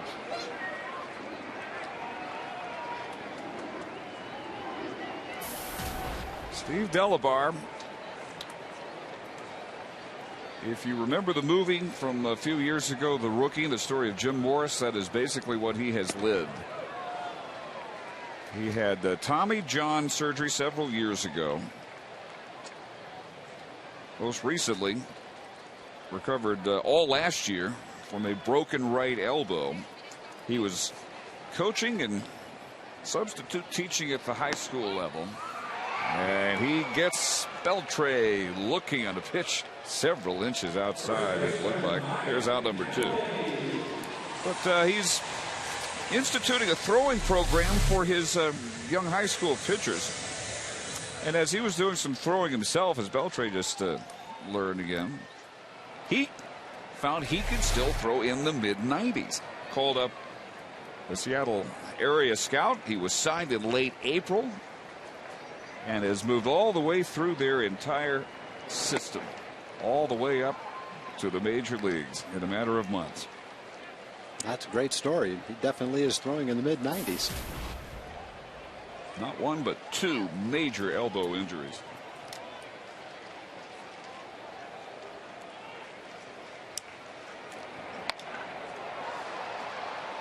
Ahead of Mike Napoli, no balls and 2 strikes.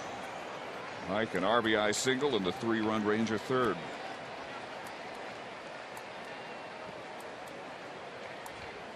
Delabar a little younger than Jim Morris was, 28. Out of Fort Knox, Kentucky. And he gets Beltre and Napoli both looking. But the Rangers get 2 on the rare 4-base error by Robinson, allowing Kinsler and Herman to circle the bags.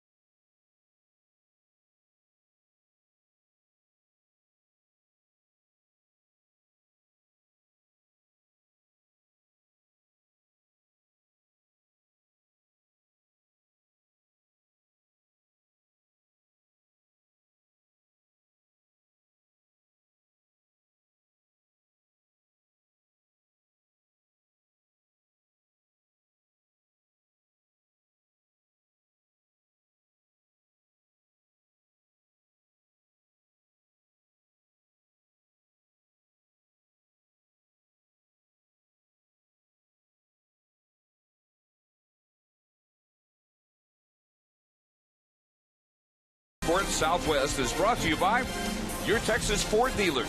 Check out the Ford F-150 and drive one. Ford is the best in Texas.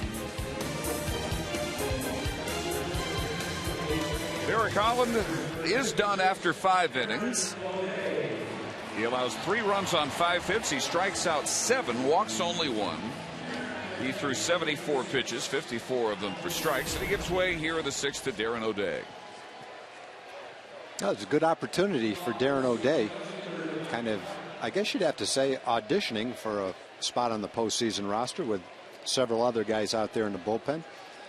One thing Darren has going for him, that if he's throwing well, he's got a track record, and he's been here and done it before. I'm sure that would be an advantage for him. Carp, Smoke, and Pena. And Ron Washington, Mike Maddox hoping to see some ground ball outs here from Darren. And the other thing that I guess comes into play is what is the role that needs to be filled. If it's a short inning role, that would suit Darren. If it's a long inning role, that would suit someone like Scott Feldman. And all those answers will come into play over the next 4 days. The picture dramatically different with Mark Lowe unavailable. High and gone in the upper porch off the bat of Mike Carp, his 12th home run. And it is 6-4. All 4 Seattle runs scoring via the long ball today. Well, the last 2 home runs have been on hanging breaking balls. That looked like a slider that spins right down the middle of the plate. And the home run that Derek Holland gave up to Liddy was a hanging slider that was also right in the center square. So a couple of mistakes on those breaking balls led to those 2 home runs.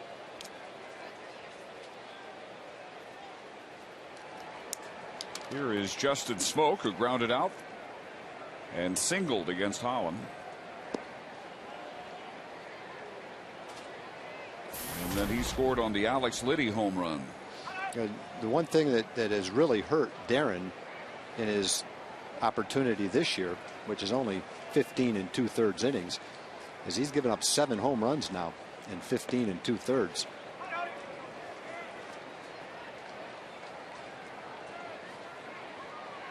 And to a left-handed batter, he had been getting lefties. They were hitting .214. Right-handed batters hitting .303 against him.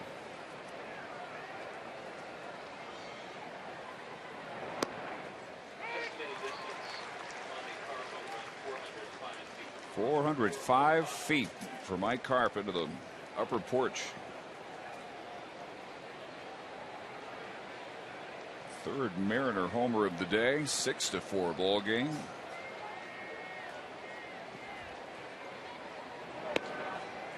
It's not been the normal jet stream either. Much of the day, wind has been blowing out to center and right center from the north. Kind of a crosswind at this point from left to right out there.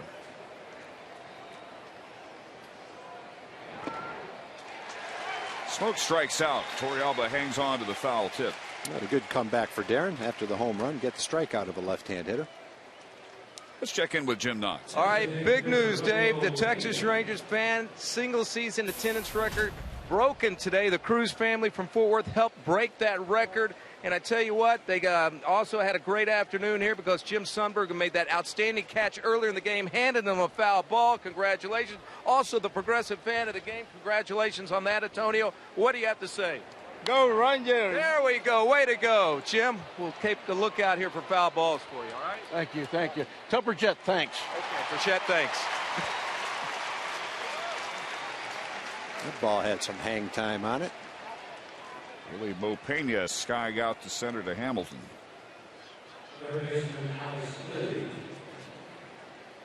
So it has not been announced yet in the ballpark, but certainly was expected that today the Rangers would get the necessary 41,804 to set the new single season attendance record, which was the old mark was 2,945,244 back in 1997, the year after the first Ranger West Division championship.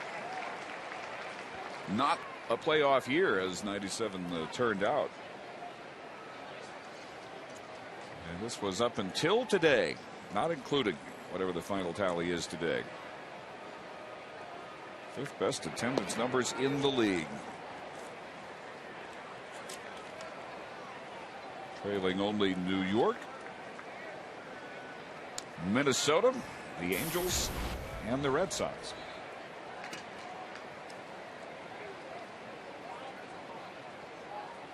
None of whom had 105 degrees day after day after day, week after week to contend with.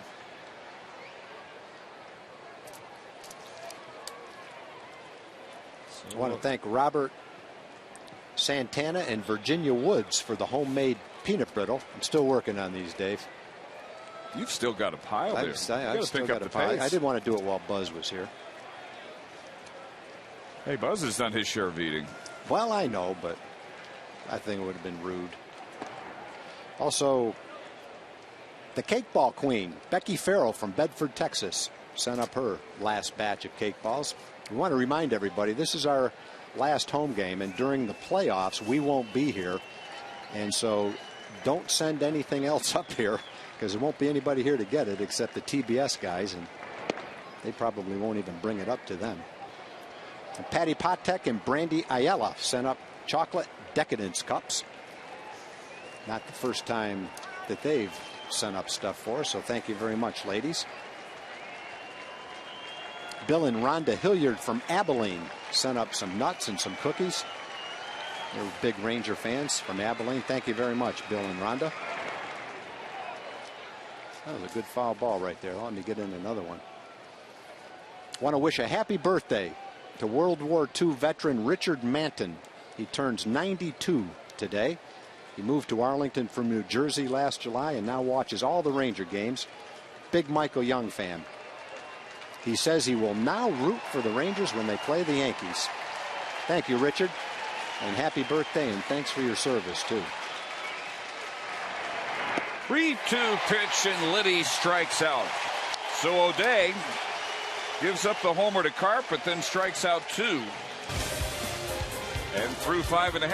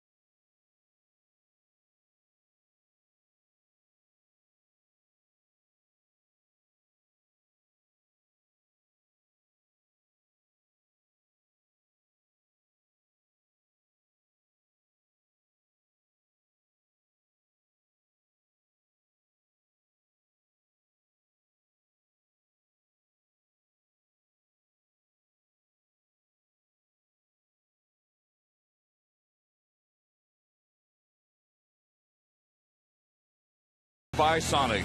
Today's jackpot is worth $900 and dinner for 2 at a Sonic drive-in.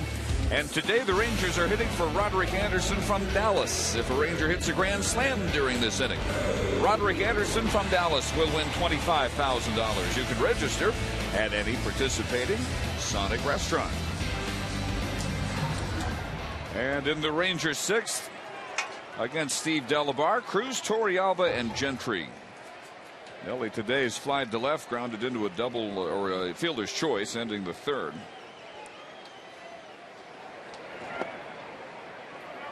Playing right field with no incidents whatsoever. Testing the hamstring a little more. Getting his first start out there in nearly a month. Rolls this one to the shortstop, and Seager over to Smoke for the first out.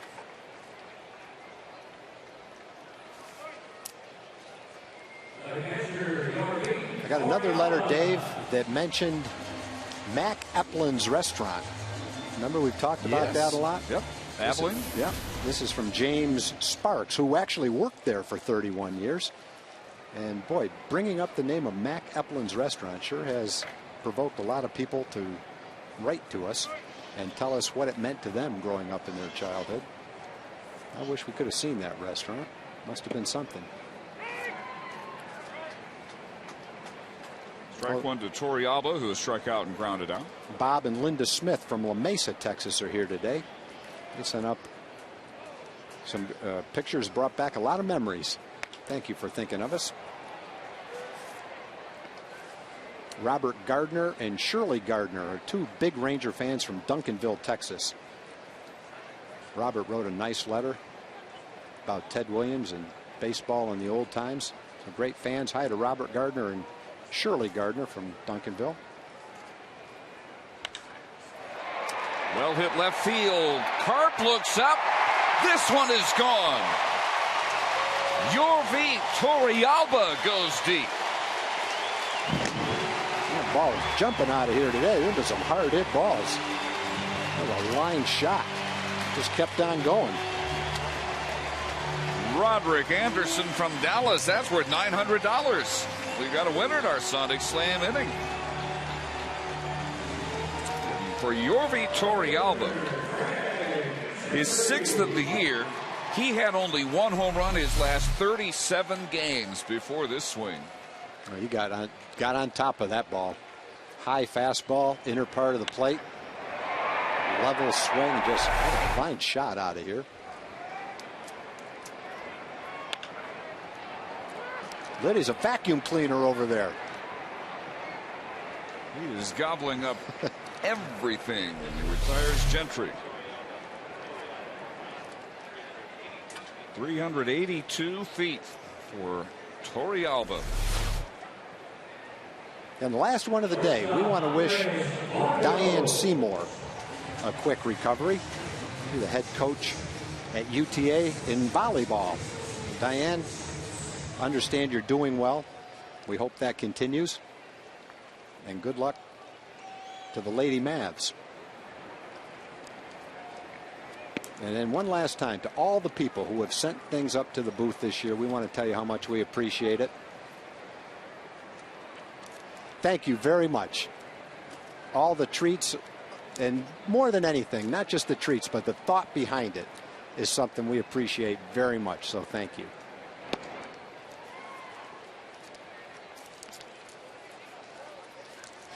We will spend our winter trying to run off all those good desserts.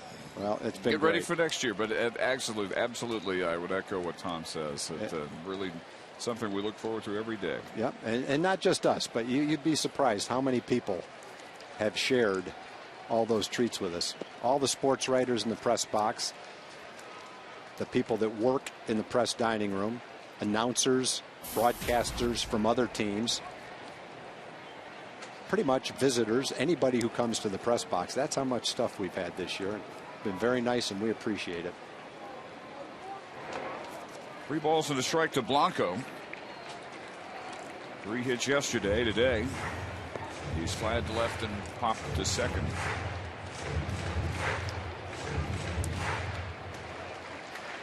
Each team with 3 home runs today.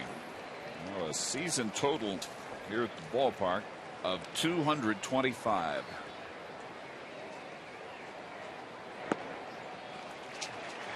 And ball 4. 2-out walk to Blanco. That brings up Ian Kinsler. A similar game to yesterday's game, really. There was a key error yesterday by the pitcher with the bases loaded on a tapper back to the mound that he threw by the catcher. It resulted in Ranger runs today. There's an error by Robinson in center field that allowed an extra run to score. Herman scampered all the way around on a 4-base error. The Rangers have definitely used the long ball today. Been quite a day for Kinsler. He's hit one, a 2-run homer back in the third.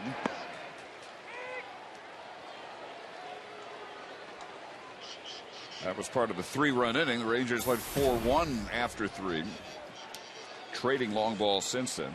In the 5th, he got a leadoff walk, stole second and third, so he's up to 29 stolen bases and 31 home runs. 2 years ago, he had 31 of each. Yeah, and those are big, and I mentioned it at the time. Big stolen bases. It's a 1-run game. Ian's on first base. He steals second. He steals third. He's in position to score on a fly ball, which he would have. It turned out that Robinson missed the fly ball. If he caught it, it would have been a sacrifice fly. And Ian would have scored because of those 2 stolen bases and would have given the Rangers a 2-run lead. He's 29 out of 31 stealing bases. He doesn't steal bases just for the sake of trying to get that total up there. There's a number of guys in the league that like to do that. Steal any time they think they can steal a base just to see how many they can get. Rangers steal a lot of bases, but they don't steal them like that. They steal them when they're meaningful stolen bases in games where the game dictates that kind of running. Well, one bright spot for Boston today. Jacoby Ellsbury got to 30-30 in their 6-2 loss. First game of their day-night doubleheader at New York. 2 home runs for Ellsbury off of A.J. Burnett. That was their offense. Wow. Well, that's going to be an interesting second game. Tampa Bay has won. The Angels are ahead 3-0 against Oakland.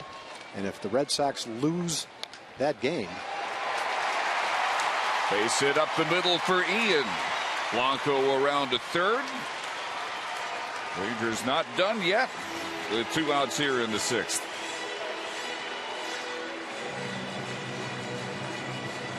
Well, Ian's got his average over 250 now. The walk was his 86th walk of the year. Ranger Captain just brought us some cookies. Thank you very much, Captain. Captain heard we were doling out the thank yous, so we need one his way. I don't know where he rounded those cookies up. I don't know, but not sure whether Captain. Well, I don't know if I'm going to eat those cookies now. They touch those hands. Oh, those hooves. Sorry. I'll be our official taste tester. Well, they look pretty good. I don't know where they came from. There's no name on them. They're from Captain. Captain nice. Wouldn't steer us wrong. Thank you, Captain.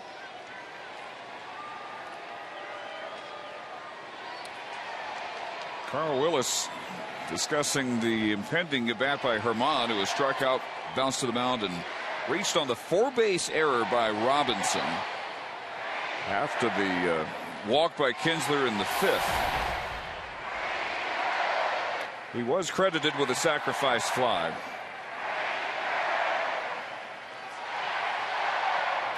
So of the 6 runs against Furbush, 1 was unearned. And now a chance to add to the 3-run lead with Blanco at third, Kinsler at first. And Delabar mindful of a man who's already stolen 2 bags today. If he goes here, see if he gets that 30th stolen base. Well, if he doesn't watch him closely, he'll steal it.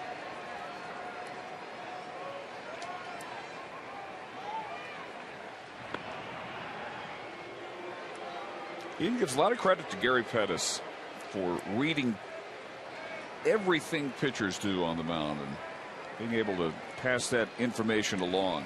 Well, the Rangers have excellent coaches, and Gary's one of them. He's an excellent outfield coach, an excellent base running coach. Technique, what to look for. He's doing the right thing by holding on to the ball and trying to make it tough for Ian to get a jump. the other hand, he is obviously very much in Delabar's head.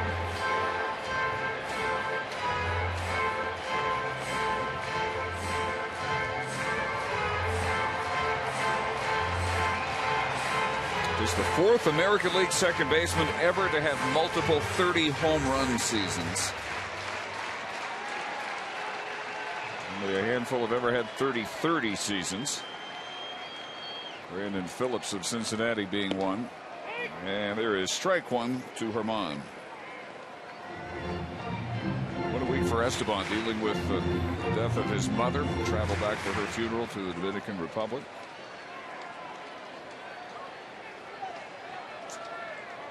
Three hits, including a double and RBI yesterday. And a bluff at first, and good thing because Delabar was on to him. Well, Delabar is trying everything he can. He's making it tough for Ian. But that's, it's a 3-run game. Get another man into scoring position. Trying to keep that from happening.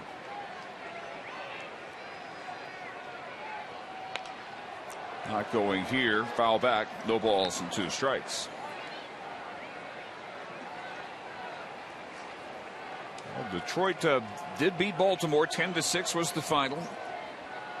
Brad Penny improves to 11-11. Brian Mattis falls to 1-9. So Detroit now 92-67. Rangers need to win to stay game up. There goes Kinsler. A pitch out. The throw by Jimenez is in time. And that ends the Rangers' 6th. But another home run. This one just the 2nd in the last 38 games for Yorvi Torrealba. Makes it 7-4.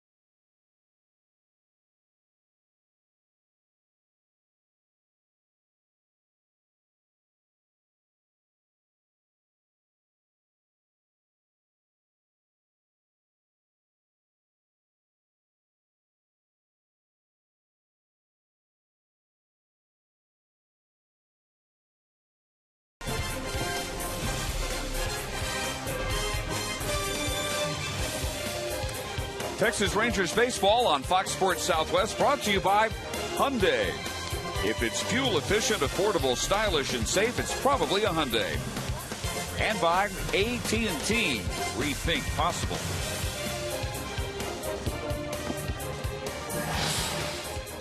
The 3rd Ranger pitcher of the day, the left-hander Michael Kirkman on in the 7th inning. Kyle Seager, Chris Jimenez, and Ichiro for the Mariners. Michael sharp yesterday, throwing 96 miles an hour. It's a good opportunity for Michael, too. Have another left-hander in the bullpen. That'd be great. especially one that throws like he does. He's just got to locate his pitches and make pitches. Everything else is there. A fastball in the mid-90s, good breaking ball. Just a matter of having command of it. Still trying to harness that, but when he does, that's one solid big league prospect.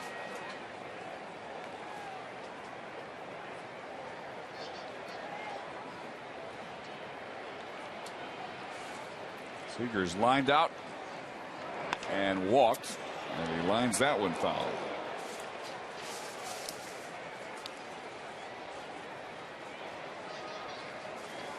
Angels and the A's are now top of the 7th. It is 3-0 LA. 2 hitters so far by Joel Pinheiro. Home runs by Vernon Wells, his 25th. Bobby Abreu, his 8th. And if the Angels hang on, they will be 1.5 behind the Red Sox as Seager looks at strike 3. Well, there's a good start for Michael. Back to our Fox Sports Southwest studio. Rick Renner has a game break.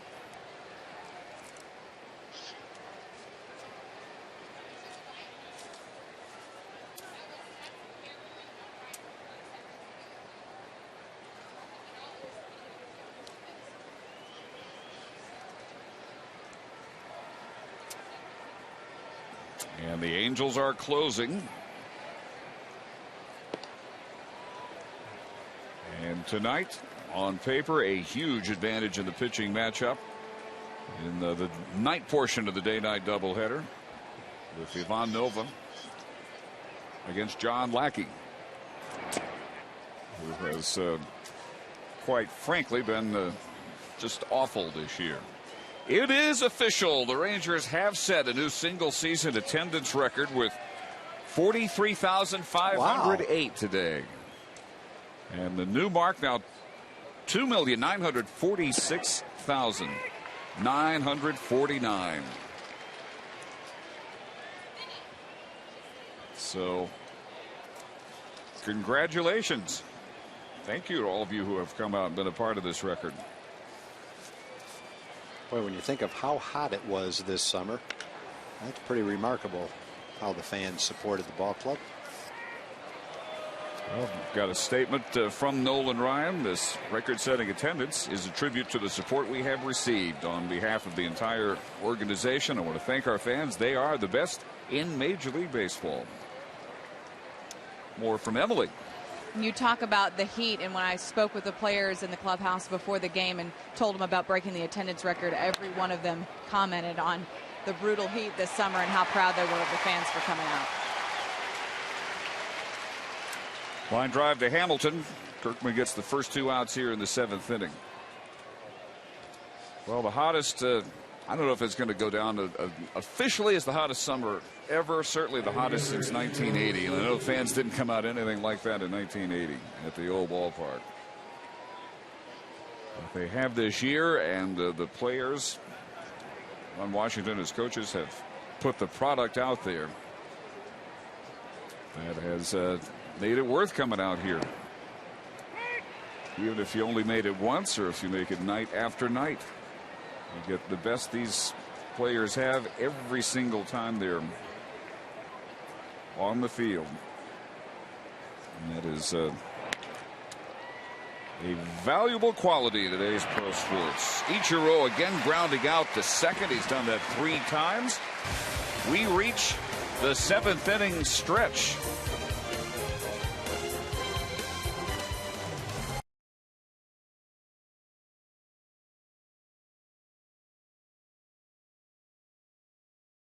Pause to honor the men and women of our armed services, both at home and around the world. Today we invite you to join in singing God Bless America with Norris Perry. God bless America, land that I love. Stand beside her and guide her through the night with the light from above. From the mountains to the prairies, to the oceans, white with foam. God bless America, my home, sweet home. God bless America, my home, sweet home.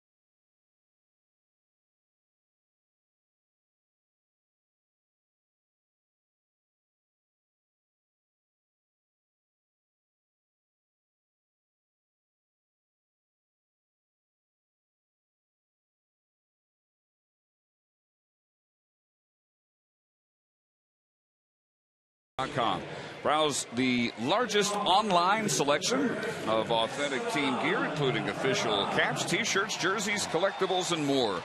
Get your team gear straight from the source. Shop the TexasRangers.com shop.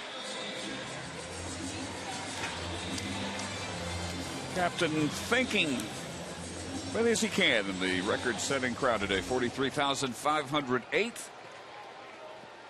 And the third Seattle pitcher of the afternoon. Left-hander Cesar Jimenez comes on in the 7th inning. First will face Esteban Herman, who was at the plate when Ian Kinsler was caught stealing to end the 6th.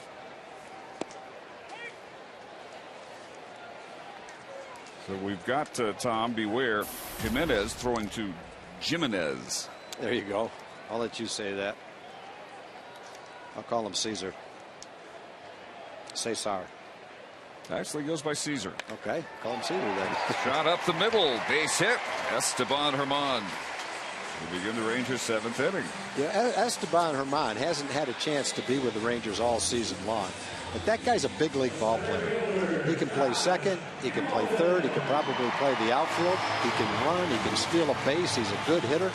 The one thing that I think hurts him just a little bit as far as being a utility player, at least for the Rangers, is the fact that he doesn't play shortstop. Andres Blanco is a very good defensive shortstop, and that weighs in his favor. But I got to think there's teams that he can play for in the big leagues. He does a lot of things well. And he can run too. Herman stole 44 bases at AAA Round Rock this year, second most in the Pacific Coast League. And he's got Hamilton, who has grounded out, singled and scored, and struck out.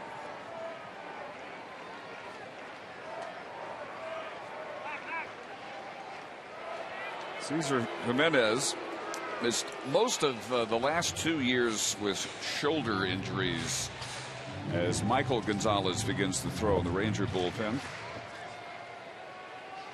Jimenez, a September 1st call up from Tacoma.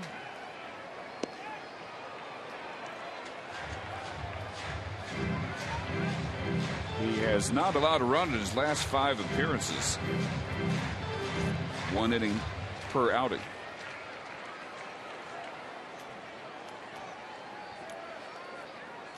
Rangers out hitting Seattle today 9-6.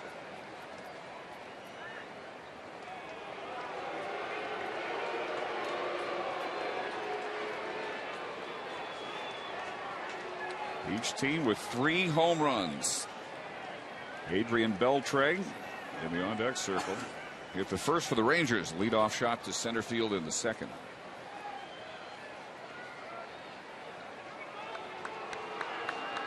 In the third, a 2-run blast by Ian Kinsler. And in the 6th inning, a solo Yuri Torrealba homer. And all the Seattle runs today have scored on home runs. Jimenez got it started. Solo homer in the 3rd. Alex Liddy, a 2-run blast in the 4th, and a leadoff home run by Karp off of Darren O'Day in the 6th. Mariners trying to chip away all afternoon long, and every time they put something on the board, the Rangers have countered it no later than 1 inning later. 2 balls and 2 strikes to Hamilton. Doug Eddings calling a very consistently pitcher-oriented strike zone. It's been that way all day. Wide on the edges.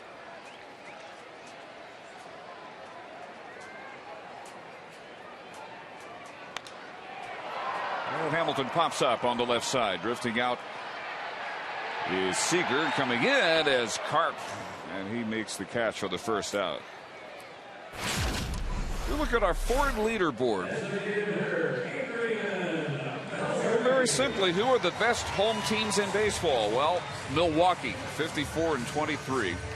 And then you got the Yankees, the Phillies, 52 wins each. If the Rangers win here today, they will close out their best home season in franchise history at 52-29. So that'll be it for Cesar Jimenez, as the right-hander Chance Ruffin will come in to deal with the right-handed hitter Adrian Beltre. 1 out, 1 on, bottom of the 7th. Rangers trying to add some runs to a 7-4 lead.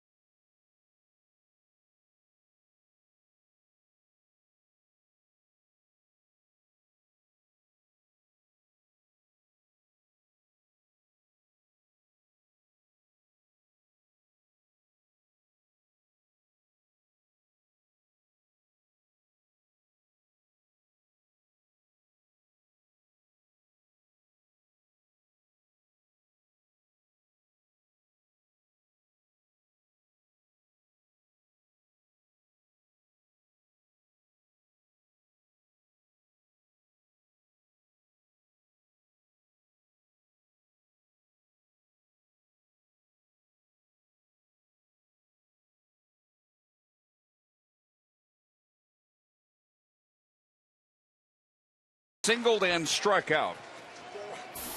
And Chance Ruffin comes in to pitch to him here with Esteban Herman at first base. 1 out, bottom of the 7th inning.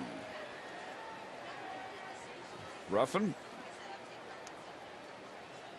11 games with Seattle at 1-0 record.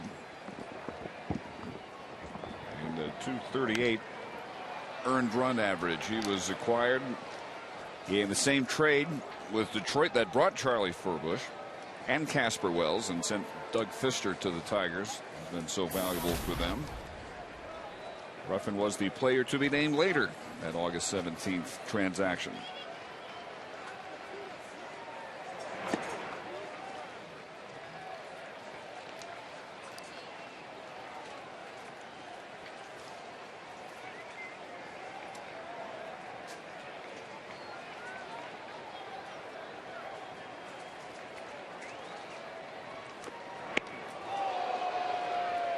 Way in tight on Adrian.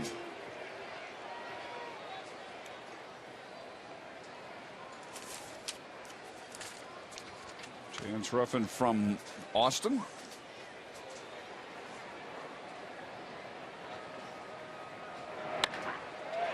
And another base hit by Beltre.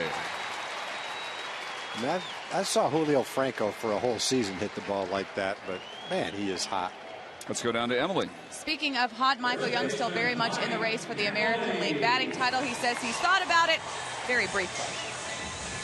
You know, it'd be nice. I have one, and I was really happy with it when the season ended. But you know, the beauty of this season is that those kind of things are completely on the back burner. So individual stuff is not a priority, and my thoughts and my focus are completely on Friday right now. Michael gaining a little bit of ground, even though he is out of the lineup today. Miguel Cabrera went 2 for 3, so he is now in the lead with a 341 average. Meantime, Adrian Gonzalez of Boston 0 for 4 today. He's back down to 338. So gives everybody something to watch for in these last few games, guys. Yeah, with Michael steady as ever. Adrian Gonzalez slumping along with the rest of the Red Sox. Napoli has grounded out, singled in a run, and struck out.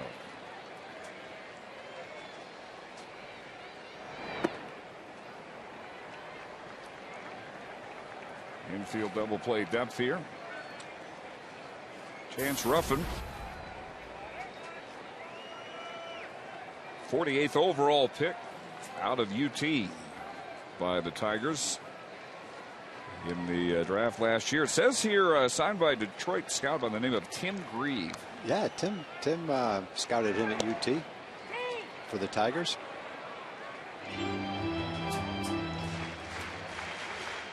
Yeah, he has a chance to be a real solid late inning guy, whether it's a closer or setup man. He's just got to harness his stuff. Command has been a little bit of an issue for him, but you know, with a young pitcher just out of college, you can understand that. He's probably hyped up, a little overamped. I'm sure trying to overthrow at times, but once he gets comfortable and refines his pitches, should be an outstanding late inning bullpen guy for Seattle. Didn't take him long to move up through the Tigers system. Started out Double-A Erie, then Triple-A Toledo. 44 appearances, and then 2 with Detroit. The runners go. Yeah, and Napoli strikes out. Or is that a foul ball? I thought he fouled it off. Yeah, the runners are going back.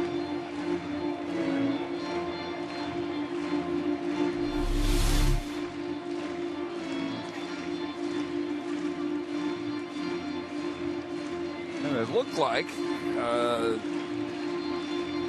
Jimenez was able to hang on to it. Yeah, hit the chest protector first, though. Okay, so back to the bags. Vermont at second, Beltre at first. 2 balls, 2 strikes. And now a full count.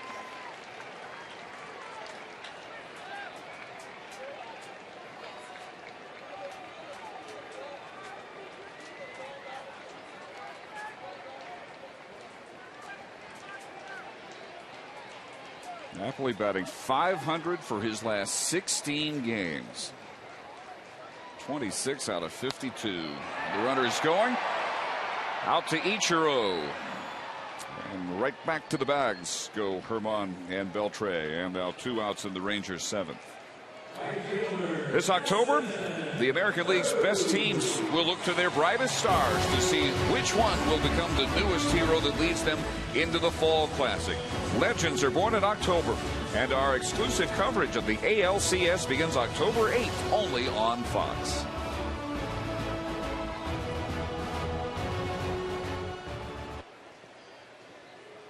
Nelson Cruz today 0 for 3.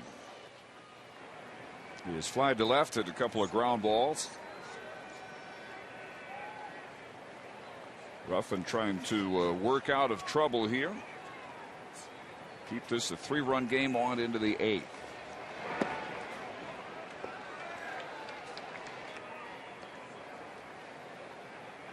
This may be it for the afternoon for Cruz. Ron Washington saying before the game he'd probably play him 6-7 innings.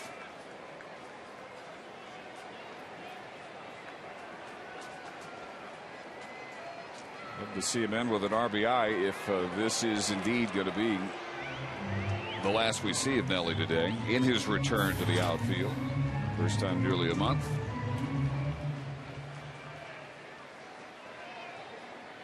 Still trying to get the swing back down. He is 5 for 29, 1 RBI, and this is 8th game off the disabled list.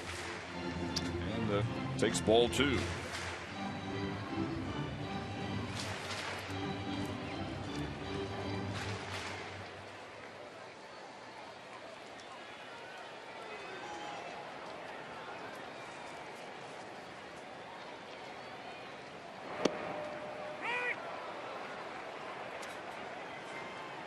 Ruffin gets the strike called, and then it's 2-1.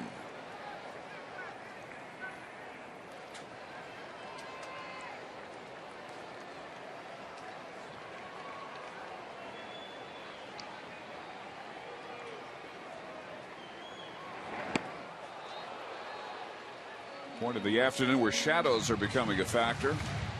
Long shadow between home plate and the mound, and is starting to creep in from the right field corner. It was a 89-degree afternoon when we got underway. Fan Appreciation Day. Rangers trying to send everybody home regular season style at least with another win. Double steal. And now 2 in scoring position with the full count to Cruz.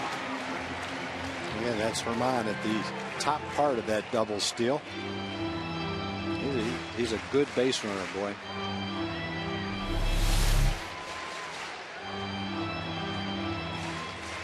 Quick. One of those guys would have made a great tailback. Short, stocky, fast. Ball 4. The bases are loaded for Torrealba.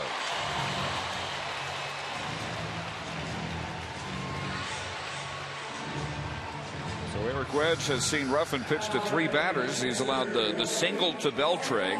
Retired Napoli on the fly ball. Now the walk to Cruz. Loaded with 2 outs. Torrealba today has struck out, but retired on one of a number of nifty plays at third base by Liddy. And last time up, he had an 0-2 pitch out to left field, his 6th homer of the year.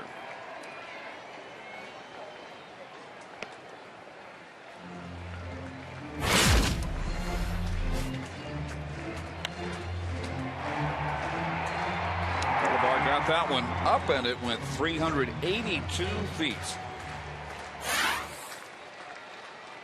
It's the second in the last 38 games off the bat of Torrealba. Ruffin with 19 pitches now and only 8 for strikes.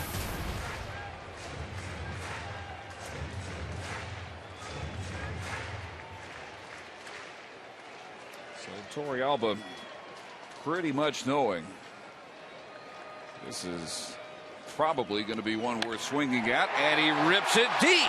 Left field, it is a grand slam home run.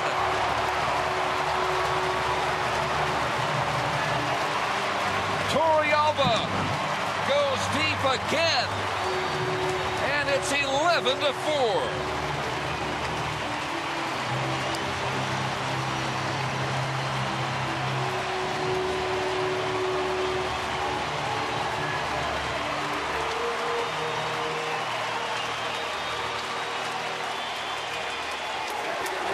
He got one to hit.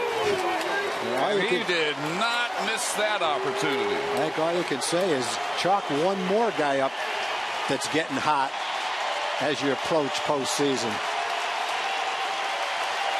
Well, fans demanding and getting a curveball here. How many curve calls have we seen this year? A handful? That's pretty good. It's only the second one. I remember, I think David Murphy got one. This is the only second one I remember. That's great. Man, what an offense. What we highlighted in the pregame show was what the Rangers do at home. How well they've played at home, wins and losses, and how well they hit. Averaging more than 6 runs a game. More home runs at home. And boy, just add to it today. Home run for Beltre. 2 home runs for Torrealba. 4th career grand slam. And after 1 homer in his last 37 games, Jorvik in back-to-back at-bats has his first career multi-home run game. This one traveling 375 feet.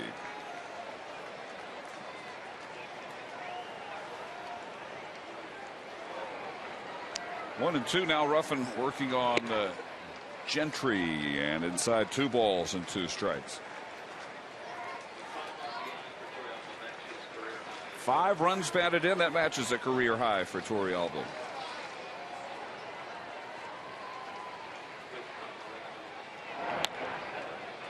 Toward the hole, and it gets under the glove of Liddy. The only thing he's missed all day. Yeah, and I think, Dave, if he caught that ball, I think Gentry would have beaten that one out too. He beat out an infield grounder the first time up. I think he probably would have beaten that one out too.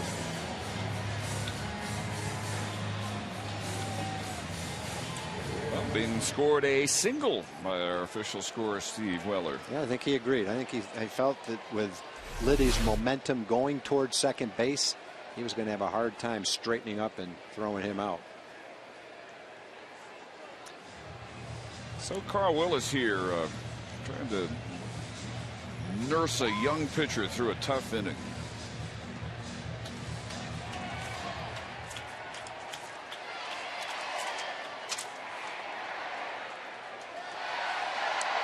Just the 4th major league appearance by Ruffin, his 12th since coming over from the Tigers. And the 8th Ranger to bat there in the inning. Andres Blanco. He's flied to left, popped to second, and walked.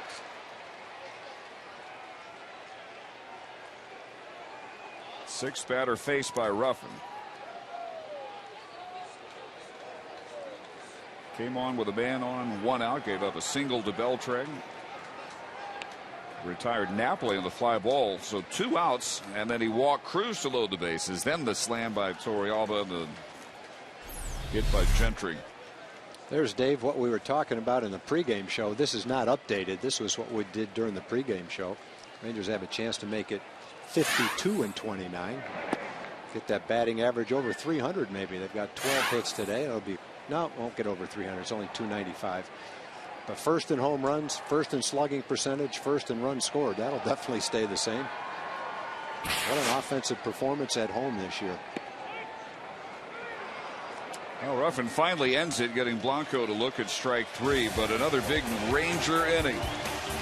4 runs, 4 base hits, 4th career grand slam by Jorvik Torrealba.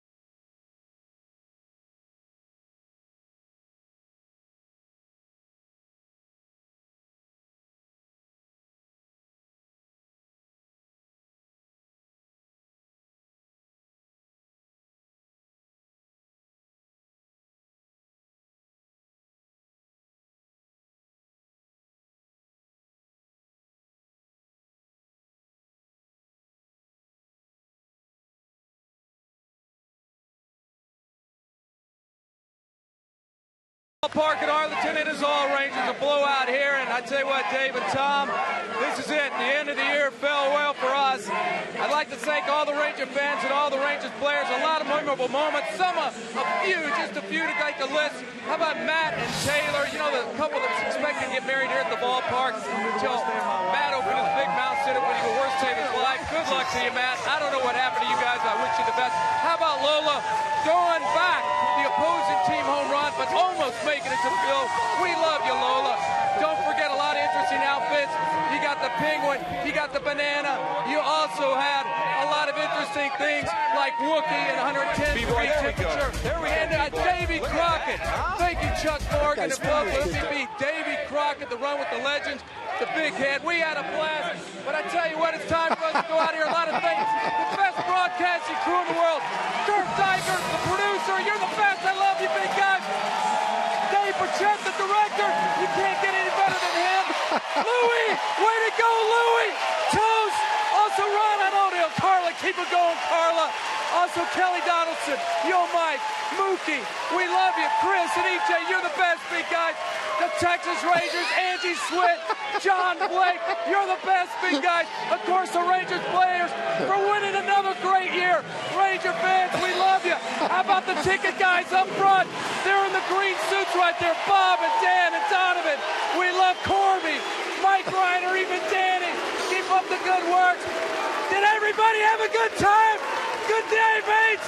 We'll see you next year. Wow. That was Jim Knox unplugged at his best.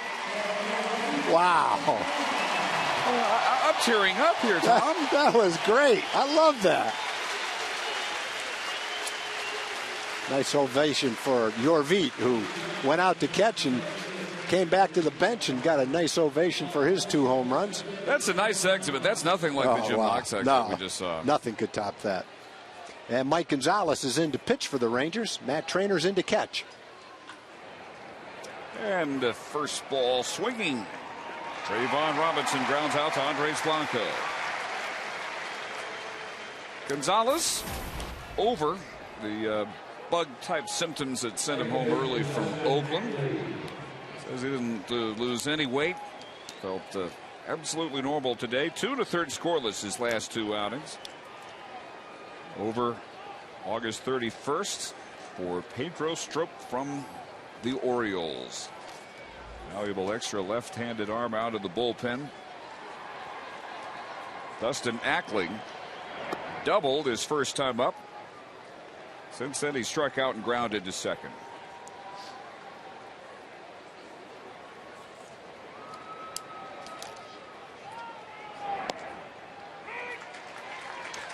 So in addition to the new battery,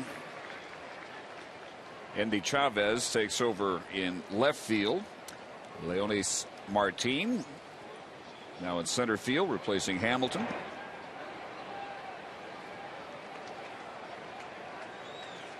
Trainer catching. And Craig Gentry in right field. So it was a 7-inning outing for Nelson Cruz in his return to right field.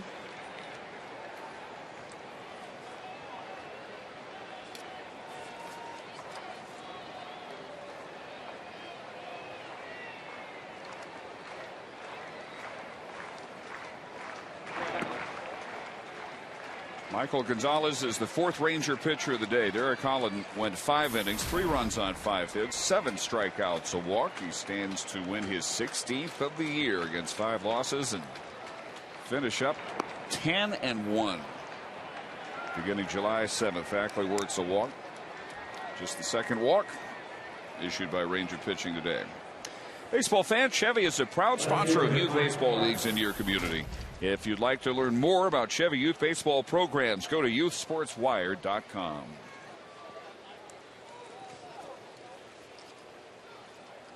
So 1 aboard, 1 out.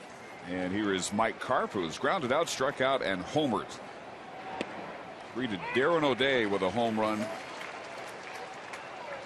Well back, 405 feet to straightaway right field in the 6th, his 12th of the year. And the third home run of the day by Seattle. Jimenez a solo blast in the third, a 2-run shot by Liddy in the fourth. All their runs scoring on home runs today. Most of the Rangers 11 runs have scored the same way.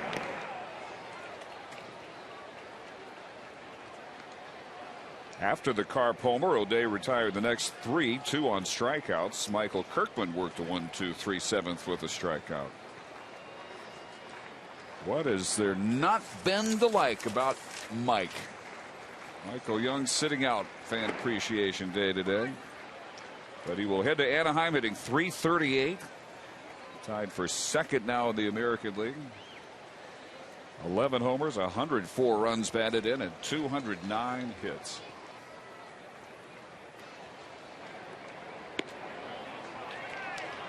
Got to think gaining some late momentum. People that have votes for MVP have got to be considering Mike. Well, I was listening to Eric Karras on the game yesterday. Oh, that was an impassioned statement. He came there. right out and said, not only is Michael Young my most valuable player, I defy anybody to even argue with me on it. And he made a convincing case. His point was really good. That how many other guys considered for the most valuable player can play second, first, third, and short if he had to, and have 20 games or more at each one of those positions. That's a good point. That's very valuable to a team. Yeah, first of all, just talk about the small universe of 200 hit, 100 RBI people. Yeah, without even getting to that other part of it, sure. You're looking at Adrian Gonzalez. I think you have to look at the fact that there's been key guys injured on the Rangers this year. Michael, throughout it all, has been the constant through it all. So, yeah, I got to go along with him. How about you? Another base hit by Carp. Well, I tell you what, it's a different interpretation, and it's clearly open to interpretation. There's a lot of different ways people become MVPs. But I still go back to the fact that Justin Verlander has 24 wins, and the Tigers, as a team, have 92.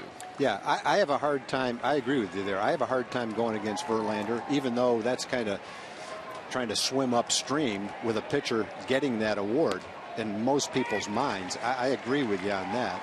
But I think when you go past Verlander and look at the position players and look at how valuable Michael has been to this team, then I think he stacks up very well compared to all the other candidates. Absolutely agree. There's a number on the Red Sox, a number of guys on the Red Sox, a couple of guys on the Yankees. But if you look at our ball club, when Hamilton was hurt, Michael was there. When Beltre was hurt, Michael was there. Cruz has been hurt, Michael's been there. And then he's played the other position. So, yeah, to me, I agree with Eric Karras. I have a hard time voting against Verlander, but I don't think he's going to win just because people won't vote for pitchers. And if you go position players, I think Michael's right there with anybody else. But I thought it was interesting, and I liked it, that a national person has no affiliation to the Rangers, speaking of Eric Karras, came out and so strongly defended Michael. I thought that was great.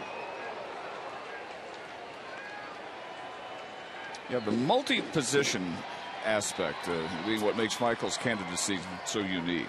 Just very few players in history who have had the job description that Michael's had this year and come forth with the production. Yeah, that's true. There's a lot of utility guys. Guys like, in the old days it might have been Tony Phillips. Guys that are real good players and get 400, 450 at bats. They're almost playing regularly, but they don't have one position that they play that are very valuable to their team. But you're right, they don't knock in 100 runs and hit 337. It's going to be really interesting to see how the votes stack up. Some unusual candidacies this year. So smoke pops up. Gonzalez now 2 on with 2 outs. And Willie Mopena has struck out twice and flied to center. Definitely an audition here, Tom, for Gonzalez, trying to show that he is postseason worthy. Yep. Yeah, I think the Rangers got him with the idea he'd be a very valuable late inning guy, and he certainly can be. But I think the Rangers are entertaining thoughts of having 3 lefties in the bullpen: Darren Oliver, Gonzalez, and Michael Kirkman. And Michael Kirkman has not hurt his chances the last couple of days, the way he's come in and thrown the ball. And it would be pretty easy to do that if they're satisfied with the quality of the 3 left-handers, because if they're going to have an 8-man bullpen, that would leave 5 right-handers for the bullpen. Kirkman has started before. He can give you multiple innings. And that just depends who the other guys are from the right side. You know, Felice and Adams and Wahara are going to be 3 of them.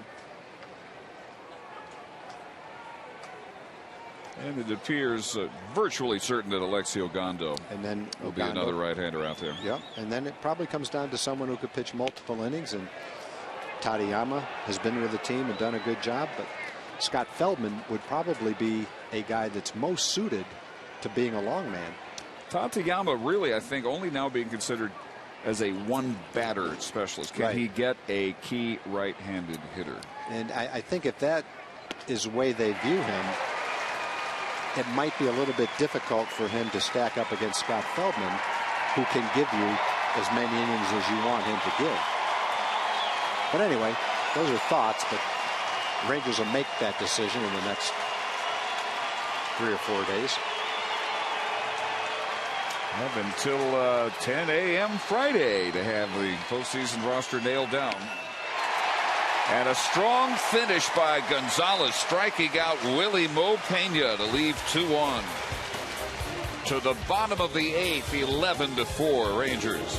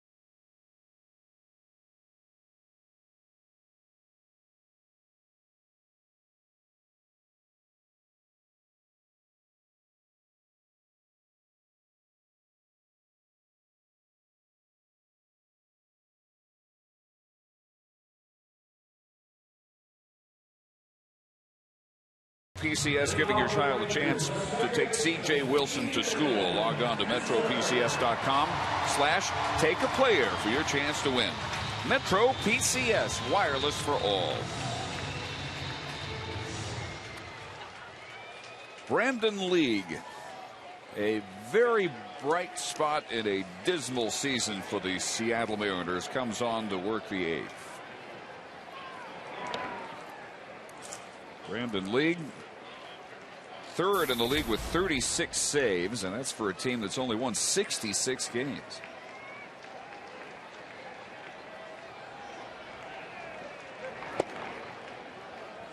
And you got the top of the order. Ian Kinsler today, a 2-run homer, a single, a walk, and 2 stolen bases back in the 5th inning. 2nd and 3rd, give him 29 for the year. It's going to be tough to throw him out. Can't do it. Seager can't make the pickup. Ian is aboard again. And With a 7-run lead, you would think very unlikely he'd be running here. Yeah, I don't think he will be here. All the other ones have been meaningful. This would not be a meaningful stolen base. This is an infield single and a 3-hit day. That thing really deadened when it hit the back of the mound.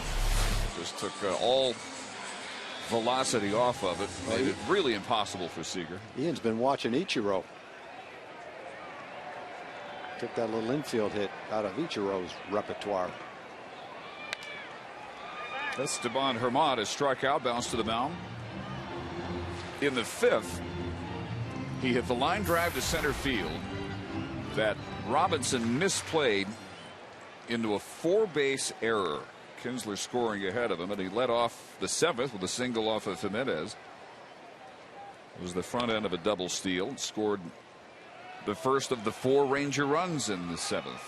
One of those charged to Cesar Jimenez, the other 3 to Chance Ruffin, who gave up the grand slam to Yorvi Torrealba. By the way, last 4-base error was April 21st by Hunter Pence, back then with the Astros against the Mets. Trayvon Robinson's 6th error of the year, 4-base variety.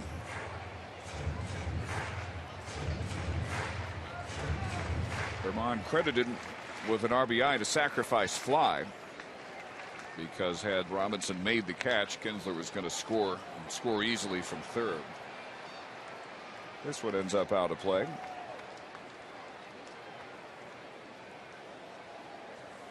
And 1 ball and 2 strikes.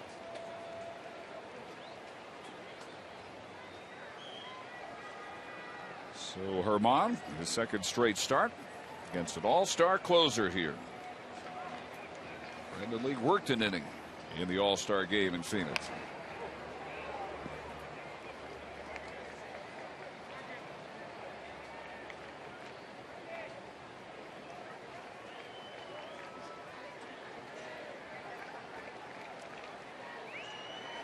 Leonis Martin out in the on-deck circle, having replaced Josh Hamilton in center field. And that one gets away as Kinsler trots down to second on the wild pitch.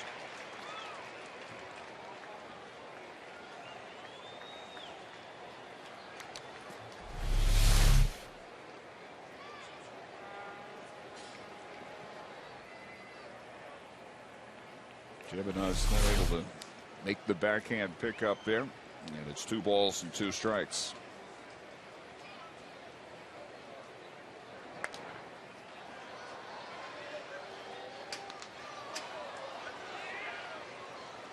Angels at Oakland in the bottom of the 8th now in Anaheim, and it's still 3-2 LA. A's got their runs in the top half of the 8th. Single runs in the 1st, 3rd, and 6th for the Angels. Sinking into right field, and Ichiro comes on for the first out. After this game is over, the Rangers will fly out to Southern California, close out the regular season with 3 against the Angels. Our Nissan pitching matchup tomorrow night, 9 o'clock on Fox Sports Southwest. At C.J. Wilson, another try at his 17th win against Dan Herron, also going for win number 17. C.J. winless in his last 2 starts. As Martin's grounder gets through Seager, he continues to have just a terrible time of it out at shortstop. And Kinsler comes around to make it 12-4 on the E6. Another hard hit ball by Martin, who had a good day yesterday. Getting a little feel of the big league life.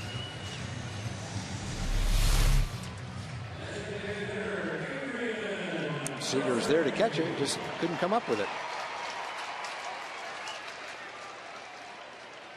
But through the wickets. And again, he's only there because of injuries to Brendan Ryan and Luis Rodriguez. And Adrian Beltre here being called back so he could get the ovation so deserved. And the final game of his first season at a Ranger uniform here at the ballpark. 3 hits, including his 30th home run.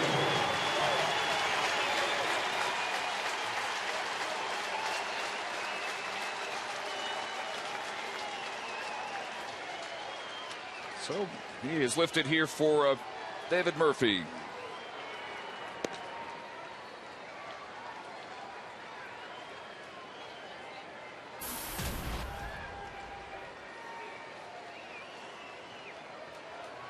And you wonder if the same might happen here in a moment for Mike Napoli.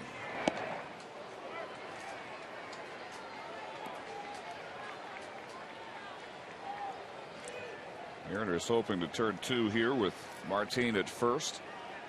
I think there's a good chance. Well, you still have Mitch Moreland on the bench. Other than that, it's Michael Young and Elvis. I don't think they're coming into the game. Yeah, I have to think it'd be Moreland, if at all.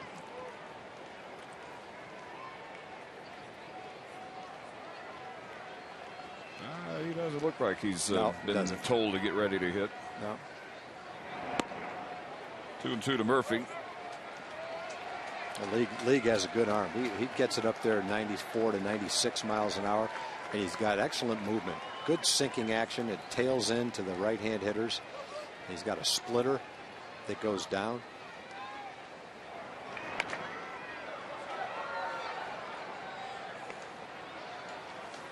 Boy, you wonder where this Seattle season might have gone without first-class closer. David Ardsma injured all year. Brendan League expected to be the setup man.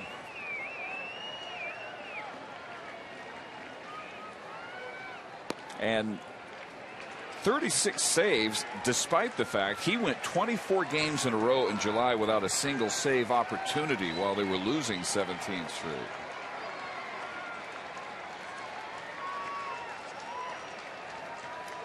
He saved over half their victories. Murphy keeps alive at 3-2.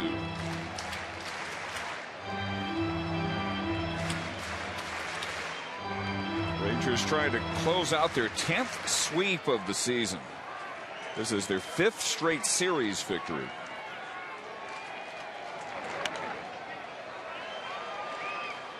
It would make it 7 out of 8.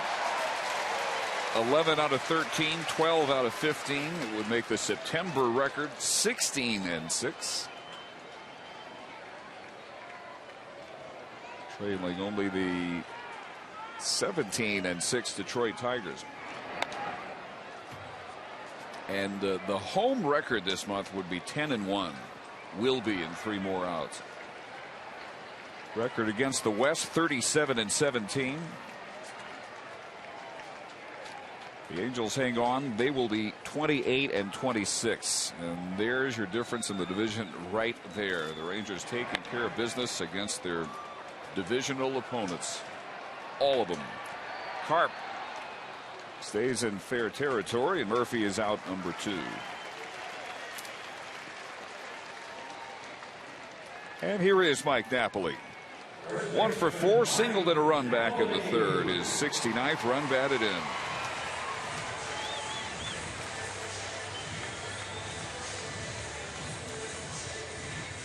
It's been an excellent year for Mike. He spent a pretty good amount of time on the disabled list earlier in the season. And I'm kind of reluctant to say that it worked in his favor, but if you look at what he's done since he came off the disabled list, it's been pretty spectacular. Probably had absolutely nothing to do with it. Came off 4th of July, has been the best hitter in baseball since then. That RBI in the 3rd gave him a career high in that category as well. His 69th, 1 more than he had last year. More from Emily Jones. Well, I don't think it's any small coincidence that Mike Napoli really tightened up his focus. His game really stepped up a level after I picked out his walk-up songs, guys. You know what? I had not put that together. Forgot about Don't that. think for one second I haven't discussed that in the clubhouse with him. He said he'll give me partial credit for it. Okay. You deserve it for coming up with that. Good sport. He wins the best sport on the team award. Yes, he does. Because, boy, that was just a horrific assortment of music that he was forced to march up time after time after time that day. Some of the worst music released in American popular recording history. Were any of those on your iPad? I would burn my iPad. I would burn any iPad I found that had those songs on it. And you got a lot of songs on your iPad, too. None of those. Napoli flies out to Ichiro. And the Rangers 3 outs away from their 93rd win.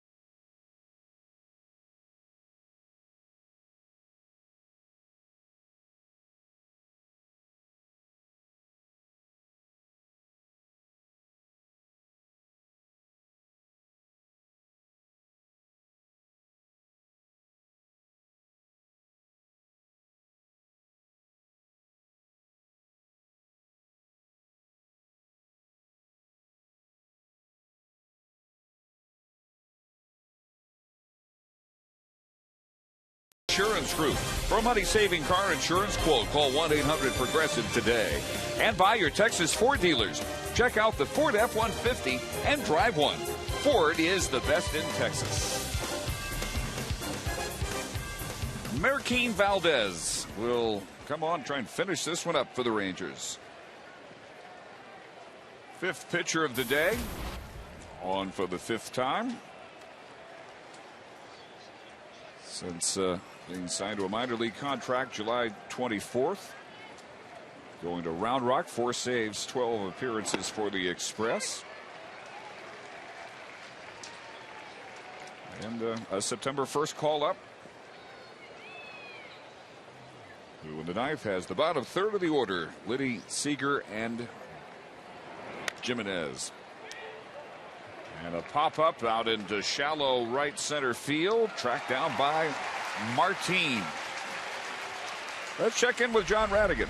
All right, Dave, down here in 93-degree heat with the sun shining, and I'm getting chills. I got chills when Josh Hamilton was taken out of the game and Nelly Cruz, and they both got standing ovations, and the rest of the starters when they were taken out. And then big-time chills when they announced the record-setting crowds that have showed up here this season. So hopefully we'll provide some more of those chill moments in Rangers Live, which is coming up immediately following this. I think we've had a record-setting crowd behind us here, and we'll have a record-setting crowd right here today, too. They're already ready. So it should be a great Rangers Live to follow the great home finale, guys. Back up to you. John, what would give me chills is to see you get the same exit that Jim Knox was accorded. As Seager sends this one out to right field, a home run. On a day that has again just been awful for him defensively. Just committed an error that led to an unearned run in the Ranger eighth. There is his third major league home run, and it is 12-5.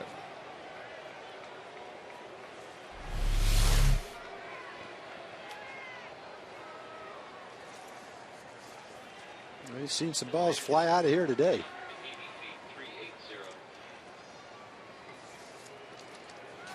380 feet. And it brings up Jimenez, who homered his first time up. First of 4 flying objects served up by Ranger pitchers. Valdez keeping it up in the strike zone.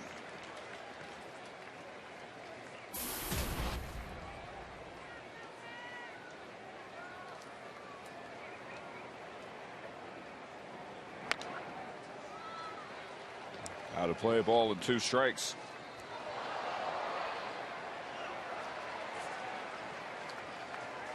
Angels got 2 in their half of the 8th. The A's now batting, and they have a run in the 9th.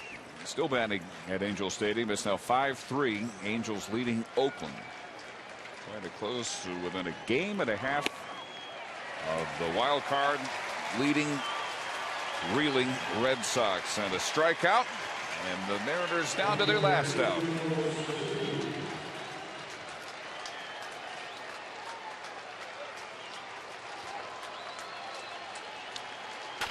The entire Ranger team is safe at home with this great crowd at home. Safe and secure New York life.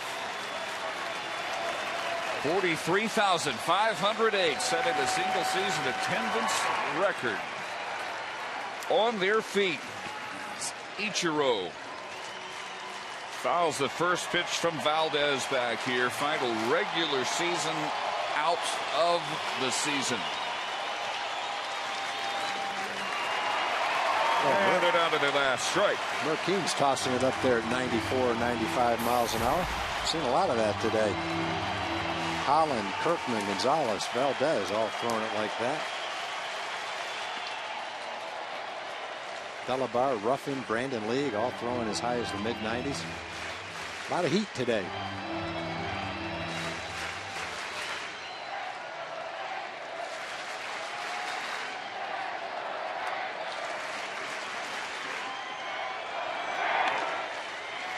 Up the middle and through a base hit just past Blanco. Ichiro a 2-hit afternoon.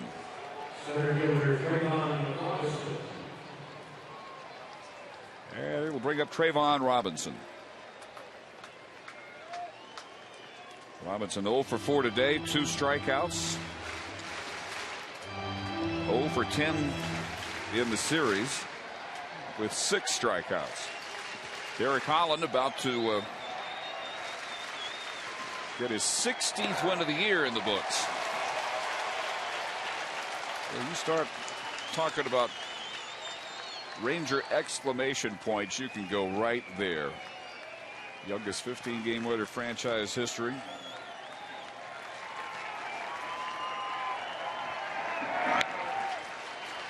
Base hit by Robinson. And the Seattle knife continues. And he will take second base on the bobble out there between Martin and Gentry. As Ichiro makes third.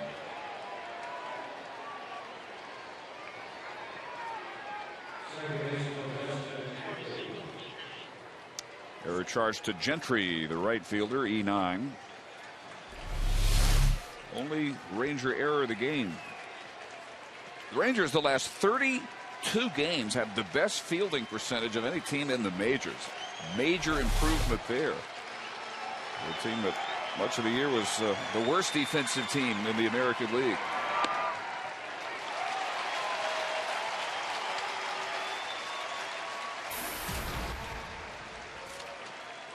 So second and third, 2 outs.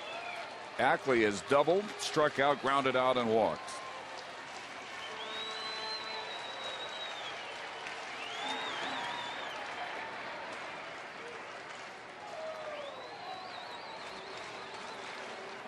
A's have now scored 2 in the ninth and made it 5-4. They have first and third with 1 out against Jordan Walden. Wow.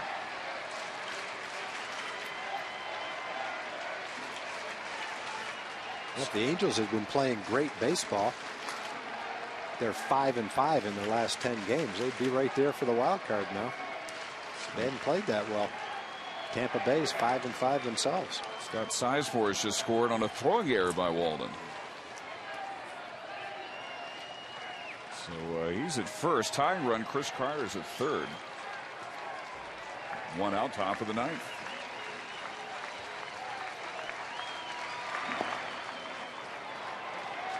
Three and one now to Ackley. Ron Washington saw the one-out homer by Seager, then the strikeout of Jimenez, and now back-to-back singles with the error. And it's 3-2, and again, Valdez is a strike away from ending this. Didn't consider this would be a game in which you'd have to see Neftali Feliz warm up, but that's just in case. Yeah, he's just tossing right now. Ron's not gonna leave Valdez out there for 30 or 40 pitches if he can't get the last out. That should do it. This has Gentry camping under it.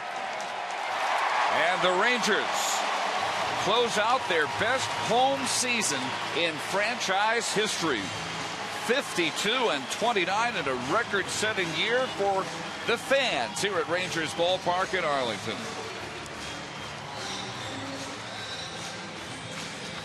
Win number 93, third most in franchise history. Boy, you look at what Derek Holland accomplished his last 15 starts.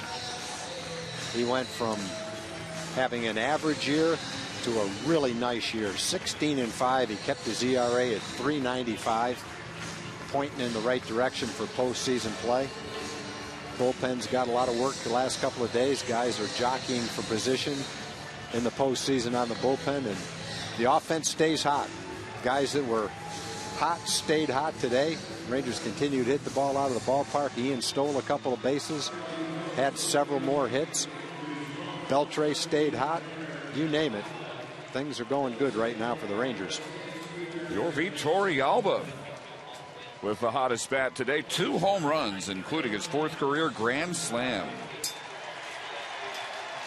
As the Rangers put this one completely out of reach with those 4 runs in the 7th inning. And let's go down to Jim Knox. Yeah, no. Oh, okay, thanks, Dave. Just saying a few words right here. Congratulations, big day. Hit a 2-run homer, stole a couple bases, heating up at the right time as we get closer and closer to playoff time.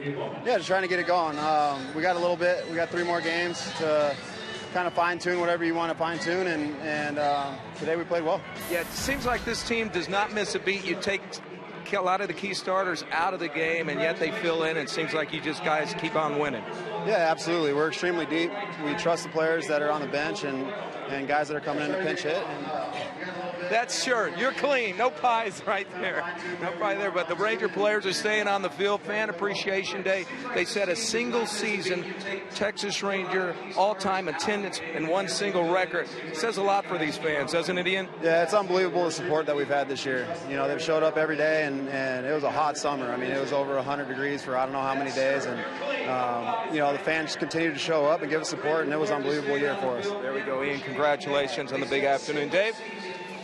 It was a big 3-hit afternoon for Ian Kinsler, including his 31st home run, his 28th and 29th stolen bases. 12-5 is our final, and Rangers Live is coming up.